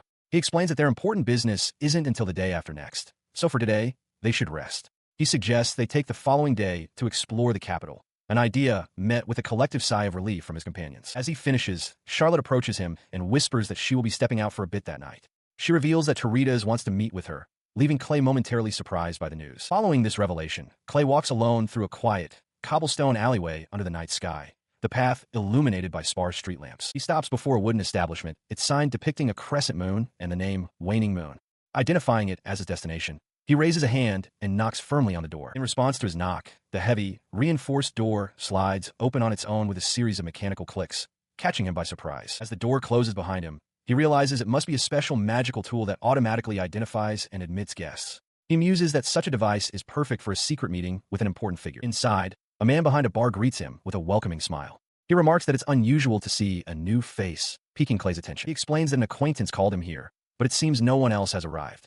The tavern keeper confirms this, informing Clay that he is the first guest and that the establishment has been reserved for the entire day. The keeper then asks for his order, recommending either the whiskey from North Zarth or the wine from Altener. Clay considers for a moment before requesting the whiskey. Suddenly, the magical door slides open again. A young man in an ornate cloak enters, apologizing for being late. It is Sage Kinja, who seems pleased to see that Clay has already arrived. Clay turns, his expression one of surprise at the unexpected guest. Seeing his old comrade, Clay's face breaks into a wide, relieved smile. He calls out the name, Teritas. The sage, whom Clay called Teritas, smiles back gently. He notes that it has been several months and asks if Clay is well, remarking that he must be tired from his reckless journey. He then asks how Clay is finding things, mentioning that taking classes at the academy must be a bit of a hassle. Leaning forward with a relaxed grin, Clay asks how he looks. He confirms that he's doing well, adding that his arm has healed completely thanks to the sage's teachings in magic. He is told that he's exaggerating, as the sage insists there are many others in the world with skills far greater than his own. Their conversation is cut short by the arrival of a tall, imposing man with long, slicked-back hair and a scar over his eye. He addresses the sage, questioning if he's been teaching others enough to defeat the Demon King. Clay looks up, startled, as the man tells them to stop their discussion. The sage, unconcerned, tells Clay not to worry. He reveals that the man is the master of this establishment and knows everything about their old party, a revelation that shocks Clay. The tavern master, pouring a drink, confirms this, expressing surprise at finally meeting the hero who defeated the Demon King. He continues, clarifying that the hero is Yuka, and that Clay is merely the baggage carrier. The Tavern Master then poses a pointed question. In which world is the baggage carrier who defeated the Demon King located? With a broad, welcoming gesture, he tells Clay to drink whatever he likes, as everything for the day is on his tab. When Clay asks if it's really okay, the man smiles, saying it's the only way he can show his gratitude. The sage chides the Tavern Master for being stingy, telling him to pay the bill properly as always. Ignoring the banter, Clay holds his drink and turns to the sage, asking directly what this is all about and why he was summoned. He leans in close, his expression growing serious. The sage explains that he heard the general details about an upcoming mock battle from Flora. He then makes his request. If Yuka needs help, he wants Clay to lend him his strength, adding that he isn't worried about the mock battle itself. He explained that the problem wasn't the mock battle itself, but what would come after, placing 2 rolled scrolls onto the table. Clay picked one up, asking what it was. The sage revealed that he had secretly tasked Prime Minister Conrad with creating copies of the official manuscripts intended for the capital. As he read, Clay's expression grew serious. The sage confirmed that the Duke planned to release one of 2 articles depending on a battle's outcome. Clay questioned if this meant Conrad wanted Yuka to lose, and the sage agreed, though he noted that Yuka himself seemed to be assuming he would win. He pointed to the text, clarifying that the real issue was the article prepared for Yuka's victory. It was written to cast doubt on the prince's true strength, questioning if he was really the one who defeated the Demon King. The article for his defeat, by contrast, was straightforward and posed no such threat. The full weight of the scheme settled upon Clay. He now understood this was about Yuka's unfathomable power and the hidden truth of that final battle. He looked up as the sage continued, explaining that Yuka's greatest strength was the public support he'd earned by defeating the Demon King. The mock battle was a political tool to display that power, rally the people, and seize control of the nation. The sage then posed a critical question. What would happen when the masses witnessed such undeniable power? He reminded Clay how he himself had been feared like the Demon King, and asked if Yuka was now fated to be feared in the same way. The possibility left Clay stunned. His mind flashed back to their journey, recalling how many of the people they had saved were ultimately too afraid of their power to accept their help. The memory solidified his resolve. He confirmed he understood the situation and asked what he could do to help. He voiced his concern that Yuka, being a kind man, might not be able to convincingly play the part required to win over the public. Before the sage could respond, the Tavern Master approached their table, setting down drinks and apologizing for the delay. Just as they were about to discuss the prelude, Flora appeared, explaining that she had managed to slip away from the church and return to the capital. Clay, confused, asked what she meant by prelude. She explained that since so many citizens had gathered, the royal family decided to host a fighting tournament as a preliminary event before Prince Yuka's mock battle. He found the idea of a fighting tournament intriguing, remarking that it sounded interesting. Before he could dwell on it, Yuka turned to him with a sly smile, stating that the tournament was, in fact, the main topic of their discussion. Clay looked back, surprised. The prince then made his request perfectly clear. He wanted Clay to participate in the tournament and win. They sat across from each other at the table, the weight of the unexpected proposal hanging in the silence between them. The request left Clay utterly speechless, his mind reeling in confusion. He burst out, demanding to know why he would ever be asked to win the tournament. Yuka calmly replied that it was for Yuka's own sake. Yuka began to explain his strategy. If Clay were to demonstrate overwhelming power in the tournament, it would establish a clear benchmark. Then, in a mock battle that followed, if Yuka could fight on even terms with that same person, it would impress the people without terrifying them. Clay would become a shield for him. He continued, assuring Clay that he wouldn't need to enter the tournament as himself. Instead, he could fight under a false name, as a mysterious masked warrior. This way, the figure to be feared would be a fictional character, not Prince Yuka. He considered the request. If it was necessary to clear a path for Yuka to remove any obstacles that might hold him back, then he would do it. He would become the strength that protected Yuka's future. Having made his decision, he turned to the others and simply said, I understand. Yuka let out a sigh of relief, while Flora cheered, telling Clay to come by the next day, as she would have a mass prepared for him. He agreed. Flora immediately took charge of the preparations. She declared they would buy him a generic, inconspicuous weapon so that his unique gear wouldn't give him away. She explained that his current weapons were all modified to a level that could match the Demon King, making them far too distinctive. She promised to guide them to a suitable shop the next day. Yuka then explained his own plans. He had work the next day, but wanted to attend the tournament briefing. He assured Clay that he would handle the registration process and asked what alias he wanted to use. Clay suggested Gray, but Yuka immediately dismissed the name as being too plain. With the details settled, the group sat with the Tavern Master. Flora announced that they would drink wine to celebrate, a suggestion the Master heartily agreed with. The following day, the city streets were alive with a clamorous crowd. Inside a tavern, someone recalled that Clay's very first weapon was a lilies. He had no money back then, so Yuka had bought it for him. Out on the bustling streets, Rita commented on the incredible crowd. Flora agreed, noting that it was unusual for even the royal capital to be so packed. She surmised that everyone must have come to see the heroes for themselves. Rance, walking beside them, was brimming with excitement. He declared he was looking forward to the tournament even more than the mock battle, explaining that its scale was completely different from any village competition. He had heard that hundreds of participants, warriors and mages from all over the world, had gathered for the preliminaries alone. Clay glanced around, taking in the diverse assembly. His words prompted Clay to look closer at the crowd. He identified one group as a warrior clan from the Western Archipelago, distinguished by their fur pelts. Another contingent, shrouded in dark robes, he recognized as the independent magic corps of the Curio Principality. Rita remarked on the sheer number of peculiar-looking people. Clay agreed, suggesting that Grants would likely know more about them. The thought crossed Rita's mind that such knowledge would indeed be necessary for a merchant. She looked up, startled, as Clay reassured her that there was no need to be impatient. Rita admitted that she still couldn't quite believe it was all happening. Hearing her, Flora agreed, confessing that it didn't feel quite real to her yet either. Yuka concurred, adding his own agreement. He then explained that to truly grasp the reality of their situation, they needed to take action. He pointed out that Rita, in particular, possessed a unique strength as a user of magic tools. Following his lead, the group arrived before a well-appointed building with a sign bearing the name Julieta. Rita looked up at it, questioning if this was the place. Her eyes widened in understanding as she swallowed nervously. This was a magic tool shop, one located in the royal capital itself. As she stood there, Flora explained that this was the most discerning shop she knew of, a place where they could have Rita's skills properly appraised by a professional. Clay added that the best way to truly grasp the extent of Rita's talent was to understand the value of the magic tools she could create. The latch of a door clicks open as Rita peeks inside a cluttered shop. She calls out tentatively, "Excuse me?" She steps further into the silent, empty room, its shelves laden with glassware and scrolls. "Excuse me," she calls again, more loudly. Receiving no answer, she senses she is not alone and insists, "I can't hear you." Just a moment. From behind a curtain, a figure hidden in shadow mutters in frustration. With the city in an uproar, they had intended to keep the shop closed and let no one inside. The curtain is thrust aside, revealing an older woman in a pointed hat, who seems preoccupied with dispelling some magic. Her eyes then land on her visitors in surprise. A cheerful man with long, light hair greets someone named Kusino, then turns to the woman, addressing her as Flora and asking if this is her doing. Rita stands beside him, looking on nervously. The man, Kusino, places a friendly arm around Rita. He explains that they have come for the woman to inspect the magic tools Rita has made.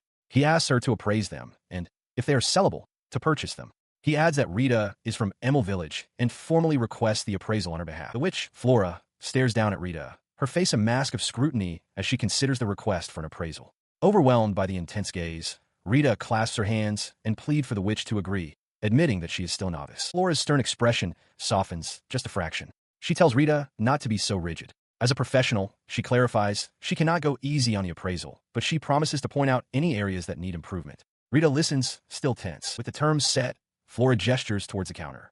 "All right, let me see them," she instructs. Startled but obedient, Rita gives a hesitant, "Why yes." Just as Rita begins to reach for her bag, Flora's sharp command cuts through the air, "Wait." The sudden shout freezes Rita in place, her eyes wide with shock. Flora's gaze is locked onto the simple pouch Rita holds.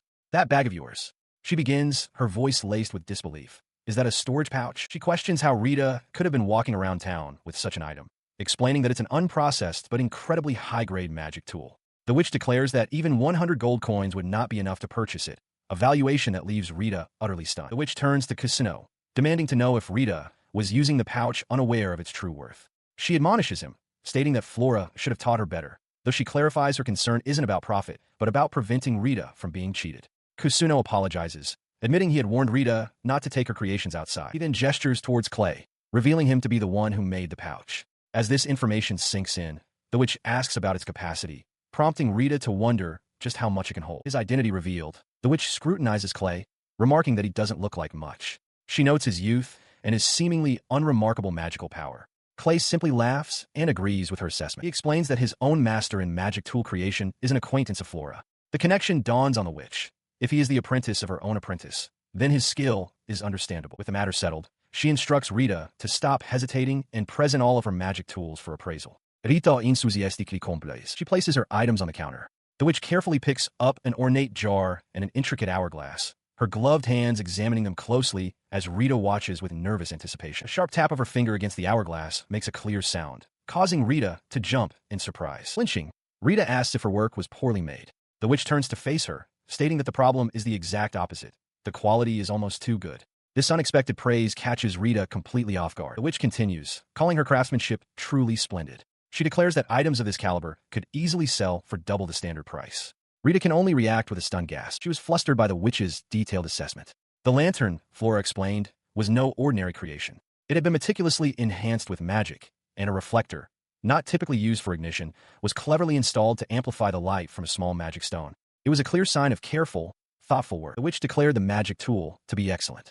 She observed that while many mages only think of tools as a means to activate magic, Rita's work showed a deep consideration for the user, a quality she clearly valued. Her praise left Rita speechless, her face flushing with a mixture of shock and pride. As she struggled to compose herself, which Flora turned to Clay, asking if he had taught Rita how to craft them. He confirmed that he had only shown her the basics, explaining that the ingenious details were a product of Rita's own innate talent. He was quickly corrected by Rita, who insisted she was simply applying what he had taught her about keeping the user in mind. Flora remarked that nurturing such talent is a difficult skill in itself, one that Clay seemed to share with his own master. Clay simply stated that he was only passing on the teachings he had received from his master. His humble response hung in the air for a moment before Flora, her expression unreadable, prompted him to continue. He then made a direct request for the witch to purchase Rita's magic tools. Flora seemed taken aback, stating that her shop didn't typically buy such items, but Rita's grateful expression was unmistakable. Her initial hesitation melted away into a shrewd smile. She agreed to the deal, adding that while the price was still negotiable, she would forego any severe haggling for their first transaction. With that, she presented her offer. 2 large sacks, overflowing with coins, slammed onto the counter. The sheer amount of money for all of Rita's tools left the young woman utterly stunned. She stared in disbelief at the bags of gold, stammering at the sheer amount, which Flora casually explained that for selling magic tools, this much money was practically flying back and forth. The witch continued with a confident smile, adding that this was especially true for a first-rate magic tool craftsman. Rita could only listen, still stunned into silence. She then firmly grasped Rita's arm, her expression eager. She declared that she would be happy to do business with magic tool craftsman Rita again next time. Her voice trembling slightly, Rita managed to agree. From a short distance, Clay observed the exchange. With the transaction complete, which Flora led the group onward, announcing their arrival at their next destination, a familiar blacksmith shop. She burst through the door without ceremony, shouting for someone named Gert. She announced that they were in the middle of work and were coming in anyway. From within the workshop, a muscular blacksmith lifted his goggles, surprised by the sudden intrusion. He muttered about what an unexpected person had shown up. Sage Kinja cheerfully explained their purpose to the blacksmith, asking what he had been up to. He stated they were there to buy armor for Clay, and for himself as well. The blacksmith stared, his jaw dropping in shock at the sight of Clay. As an intense aura seemed to emanate from him, Clay calmly introduced himself. He questioned why someone with such impressive armor already would need to buy more. Clay clarified that he was, in fact, participating in the fighting tournament the next day. He explains to the blacksmith that he plans to enter the tournament under the alias Gray. The blacksmith, Gert, acknowledges this, understanding the need for new equipment. The blacksmith then questions why he needs to hide his face. Clay, with which Flora now at his side, explains that the story is complicated, but he wants to avoid drawing attention and suggest a mask. Gert seems unconvinced, muttering that it's a hassle. He looks surprised, questioning if a single mask would truly be enough to solve the problem. In response, Gert elaborates on his point. He argues that trying to hide one's identity in this tournament would be meaningless. An unknown warrior suddenly appearing would draw attention regardless. He insists that wearing a mask would only make him more conspicuous, especially if he proves to be a strong fighter. Nearby, Rita and Sage Kinja react with shock, having just learned of his plans. Rita demands to know if he's truly entering the fighting tournament, and Clay realizes with a start that he had forgotten to tell them. He explains to Kinja that it was a last-minute decision. Promising to do his best, he asks for their support, and Kinja immediately agrees, pumping his fist and declaring that he's all in on cheering for him. His friend then asks why he's using a fake name, musing that it would be embarrassing to lose right away. Rita chimes in, admitting she can't picture him winning and noting that even the Royal Capitals tournament is a difficult challenge. Clay looks away, quietly acknowledging that the world is a wide place. Back inside the smithy, Gert confirms that a custom-ordered mask by the next day is impossible. However, he gestures toward a selection of items meant to conceal one's face, offering to deliver one later that day. Clay gratefully accepts. The blacksmith opens a wooden crate, revealing an assortment of strange and intimidating masks, one resembling a demon, another a unicorn skull, and a third shaped like a crow's beak, which Flora picks up the crow mask, identifying it in the unicorn one for Clay. He finds them all unsettling and wonders why he isn't being given a choice. Noticing his expression, Flora turns to him and asks if her selection isn't good enough. He fastens the crow-beaked mask to his face, the apparatus clicking securely into place. Turning to his companions, he asks for their opinion.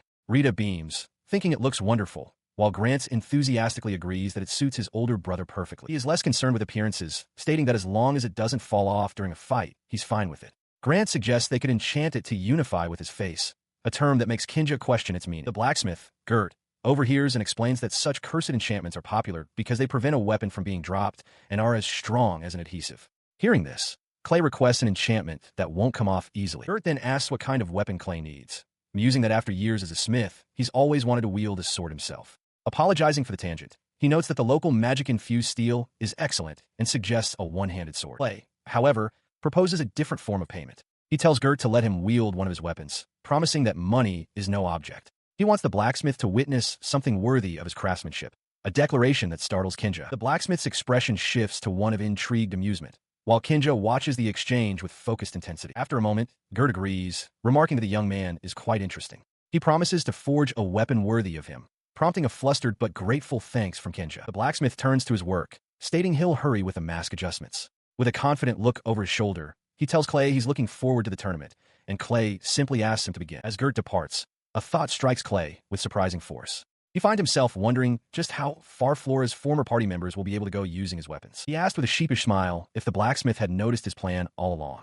Gert's confident smirk was the only answer he needed. Inside his workshop, surrounded by the tools of his trade, the blacksmith simply promised to do his best. The next day dawned over the city's rooftops. On the day of the fighting tournament, a massive coliseum buzzed with anticipation. A figure stood before it, now clad in a long black coat and an ornate, horned mask that concealed his identity.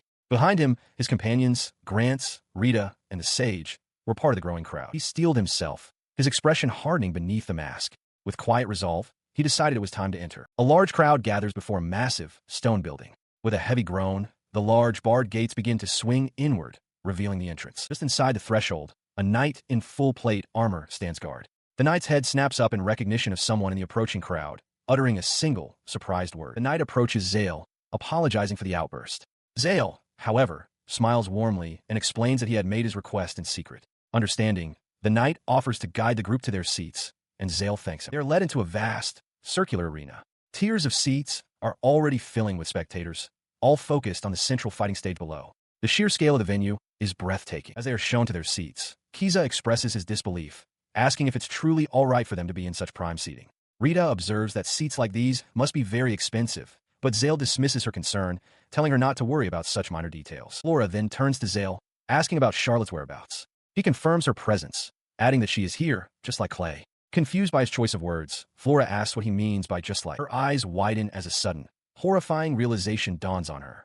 She stares at him in shock, barely able to voice the question forming in her mind. Could it be? Zale's expression shifts to a knowing smile as he confirms her unspoken fear. He asks rhetorically if Charlotte will also be participating in the martial arts tournament. Nearby, Rita, her face partially obscured by her dark hood, watches the exchange with a grim and worried expression, sensing the gravity of this new development. A booming voice echoes across the massive, circular coliseum, welcoming the roaring crowds to the royal capital's martial arts tournament. With the announcement, the gates swing open to herald the start of the Demon Lord Subjugation Commemorative Martial Arts Tournament. The announcer calls for the contestants to enter, and a diverse group of warriors emerges onto the sand, including Clay, the sage Kinja, Grants, and Charlotte. Standing amidst the throng of competitors, Clay reflects on the grand scale of the event. A large, muscular man approaches him, asking how far he intends to advance. With a confident smile, Clay declares his intention to win the entire tournament. The man laughs heartily, telling him not to joke around, as this is a gathering of warriors, not a place for games. Their exchange is cut short by an announcer's voice, instructing all esteemed guests in the audience to please rise. As all eyes turn toward the royal box, the announcer proclaims the arrival of His Majesty, the King. King Zelda emerges, flanked by his royal retinue, a regal queen and two young men of noble bearing, one with dark hair and a stern expression, the other blonde with a calm demeanor. He raises his hand to the adoring crowd, a gentle smile on his face as their cheers fill the arena. The king remarks to the queen, Alexandra, that it seems their dear friend has arrived as promised. From the arena floor, Clay listens intently, realizing with a grimace that he hasn't seen a report on the Demon Lord's subjugation since that day. He wonders why that is. Nearby in the royal box, the dark-haired young man observes the children below, questioning how things have come to this. His gaze, however, is drawn to the blonde noble beside him. Clay recognizes him instantly. Yuka. The second prince looks down at Clay from the royal box, a faint, knowing smile on his face as he notes Clay's interesting expression. From the royal box, the dark-haired prince smirks, identifying the man below as the likely cause of his brother Alton's foul mood. He scoffs internally, stating he has no intention of sharing his portion with a commoner and questions if the man is even interested in a tournament held for his brother. Below, Clay looks up, his attention caught. Among the contestants, the sage, Kinja, now concealed behind an ornate, bird-like mask, turns his gaze toward a finely dressed man. He addresses him formally as Duke Conrad. From a main balcony, the king, holding his scepter, begins his address. He announces himself as King Zelda Fargas Altonia of the Kingdom of Altonia. He then addresses the warriors assembled in the arena, bidding them to raise their heads. The king proclaims that they're the main event of the day, not the royal family. Kinja listens from the crowd, adjusting his glasses beneath his mask. The king continues, stating that he will now introduce the hero of the demon lord subjugation. He presents his son, the hero Yurdo Fargas Altonia. A young man with long, light hair and a white uniform steps forward, and the crowd below erupts into thunderous cheers. His voice carries across the arena as he explains that although his son and his companions have defeated the demon lord and brought peace, evil will persist. For that reason, he declares, warriors who have mastered their skills will always be needed. To commemorate this victory and to give the warriors a chance to display their true strength, the king raises his arm to the cheering crowd. With a powerful voice, he officially declares the martial arts tournament open. The crowd is utterly enthralled by the hero, Prince Yurto. They murmur in awe, calling him the real hero, kind, beautiful, strong, and a prince besides. They deem him a figure of perfection, with some shouting out, Your Highness Yuka. Prince Yurto gives a gentle wave to his admirers. Standing beside him, the dark-haired prince clicks his tongue, his face a mask of irritation. As they step away from the balcony, Prime Minister Conrad compliments the prince, noting that he is every bit the hero he's expected to be. Prince Yurto calmly replies that he is merely playing the part of the hero who subjugated the demon lord. He agreed with the Prime Minister's assessment. Prime Minister Conrad remarked that shouldering the expectations of being the hero must be a heavy burden, to which Prince Altus replied that it was an honor he felt he didn't deserve. Following their exchange, his gaze drifted from the royal balcony down to the arena floor, where the diverse and formidable participants of the martial arts tournament were gathered. From within that crowd, one contestant looked up, his attention fixed solely on the prince. It was a young man with spiky dark hair and small horns, his features partially obscured by an ornate mask. Their eyes met across the distance. The prince's composed expression faltered, replaced by one of wide-eyed surprise, while the masked man below simply stared back. The masked man's lips curled into a confident, almost teasing grin. This elicited a flustered reaction from the prince, who silently questioned what the contestant was doing. He quickly regained his composure, however, masking his brief shock with a hearty, performative laugh for the benefit of the adoring crowd below, who responded with thunderous cheers. As the cheers echoed, the dark-haired prince, standing nearby, watched his brother's display with silent contempt. His expression hardening, he turned his back on the scene and walked away. Prime Minister Conrad noted the younger prince's departure. He mused internally on the stark difference in their stations, acknowledging that the revered image of a hero is a double-edged sword. His thoughts continued, recognizing that the moment such a hero betrays even the slightest expectation, admiration can instantly sour into contempt. Down in the stands, the dark-haired prince approached a small group, where the masked contestant Clay greeted him warmly as Big Brother. Clay then turned to his brother, asking where Charlotte was. The elf regent, sitting right beside him, patiently pointed to herself and stated that she was right there. He looked down at the arena floor, puzzled. Only the tournament contestants were supposed to be gathered there. His eyes widened in disbelief as he spotted a familiar hooded figure among them. He questioned why Charlotte would be participating, his mind racing to understand her presence. His gaze then shifted to a nearby group of elves, all clad in white cloaks. He began to suspect that her presence was somehow connected to the participation of these others from the Holy Tree Nation. Meanwhile, the dark-haired prince addressed Zale, expressing relief that he seemed to have recovered. The prince revealed that while Zale was out the day before, he had met with the elves from the Holy Tree Nation. Zale appeared taken aback, remarking that a perception-blocking magic tool should have made them unnoticeable. The prince explained his purpose. He had come to formally introduce Charlotte. He described her as a special individual who had been kept concealed nearby, and he felt it was important for them to understand her significance. He clarified that she was not, in fact, descended from the Elder's line, a revelation that seemed to confirm a suspicion in Zale's mind. He then offered his support, telling Zale to inform him of any issues as he would lend his power to their cause. With a grateful smile, Zale accepted the offer, promising to seek his counsel should the need arise. A sudden, loud noise echoed through the Colosseum, signaling that the event was about to begin. Down in the arena, the assembled contestants stood ready. Observing the sheer number of participants, he remarked internally on the surprisingly large crowd, concluding that the selection process must have been unusually severe. Indeed, the plan was audacious, to have 100 warriors fight simultaneously in the vast, circular arena. The tournament structure was then clarified. The 800 warriors would be divided into 8 blocks, each containing 100 combatants. Only the final survivor from each block would advance to the main competition. A smile touched his lips as he considered the brutal elimination process. He found himself looking forward to it, wondering if Charlotte possessed the strength to be one of the survivors. He watches as a tournament official addresses the gathered warriors, holding up an ornate badge. The official confirms that all contestants have received one and explains its function. The magic tool will absorb a certain amount of damage, but the moment the badge breaks, that warrior is eliminated. Hearing this, Clay realizes with surprise that such high-spec magic tools have been prepared for every single participant. He suspects this must be the work of Teritas. Around him, the crowd murmurs in awe at the advanced technology on display. With the rules established, a booming voice announces the start of the first preliminary match. In an instant, the vast circular arena erupts into chaos as the warriors charge, their blades clashing immediately. The air fills with the sounds of battle as dozens of simultaneous duels unfold across the stone floor, a whirlwind of steel and magic. From his vantage point in the stands, Clay scans the sprawling melee, searching for any sign of the elf from the Holy Tree Nation. Down on the arena floor, a hooded Charlotte moves with purpose, deflecting an opponent's strike, while simultaneously dispatching another with a swift blow. Beside Clay, the dark-haired prince observes her movements intently. He remarks that for an elf, she is surprisingly durable, and notes that she isn't even using basic body-strengthening magic. He wonders aloud if she is merely testing the waters or deliberately conserving her strength. Amidst the swirling chaos of the battle, her cloaked figure stands as a calm, unyielding silhouette. Elsewhere, an elderly elf woman with ornate headwear watches the match. A faint smile plays on her lips as she states that the girl is no ordinary elf. Back in the arena, Charlotte's gaze sharpens with resolve. She knows that because of who she is, she must win. A small, intricate device in her hand begins to pulse with a brilliant light.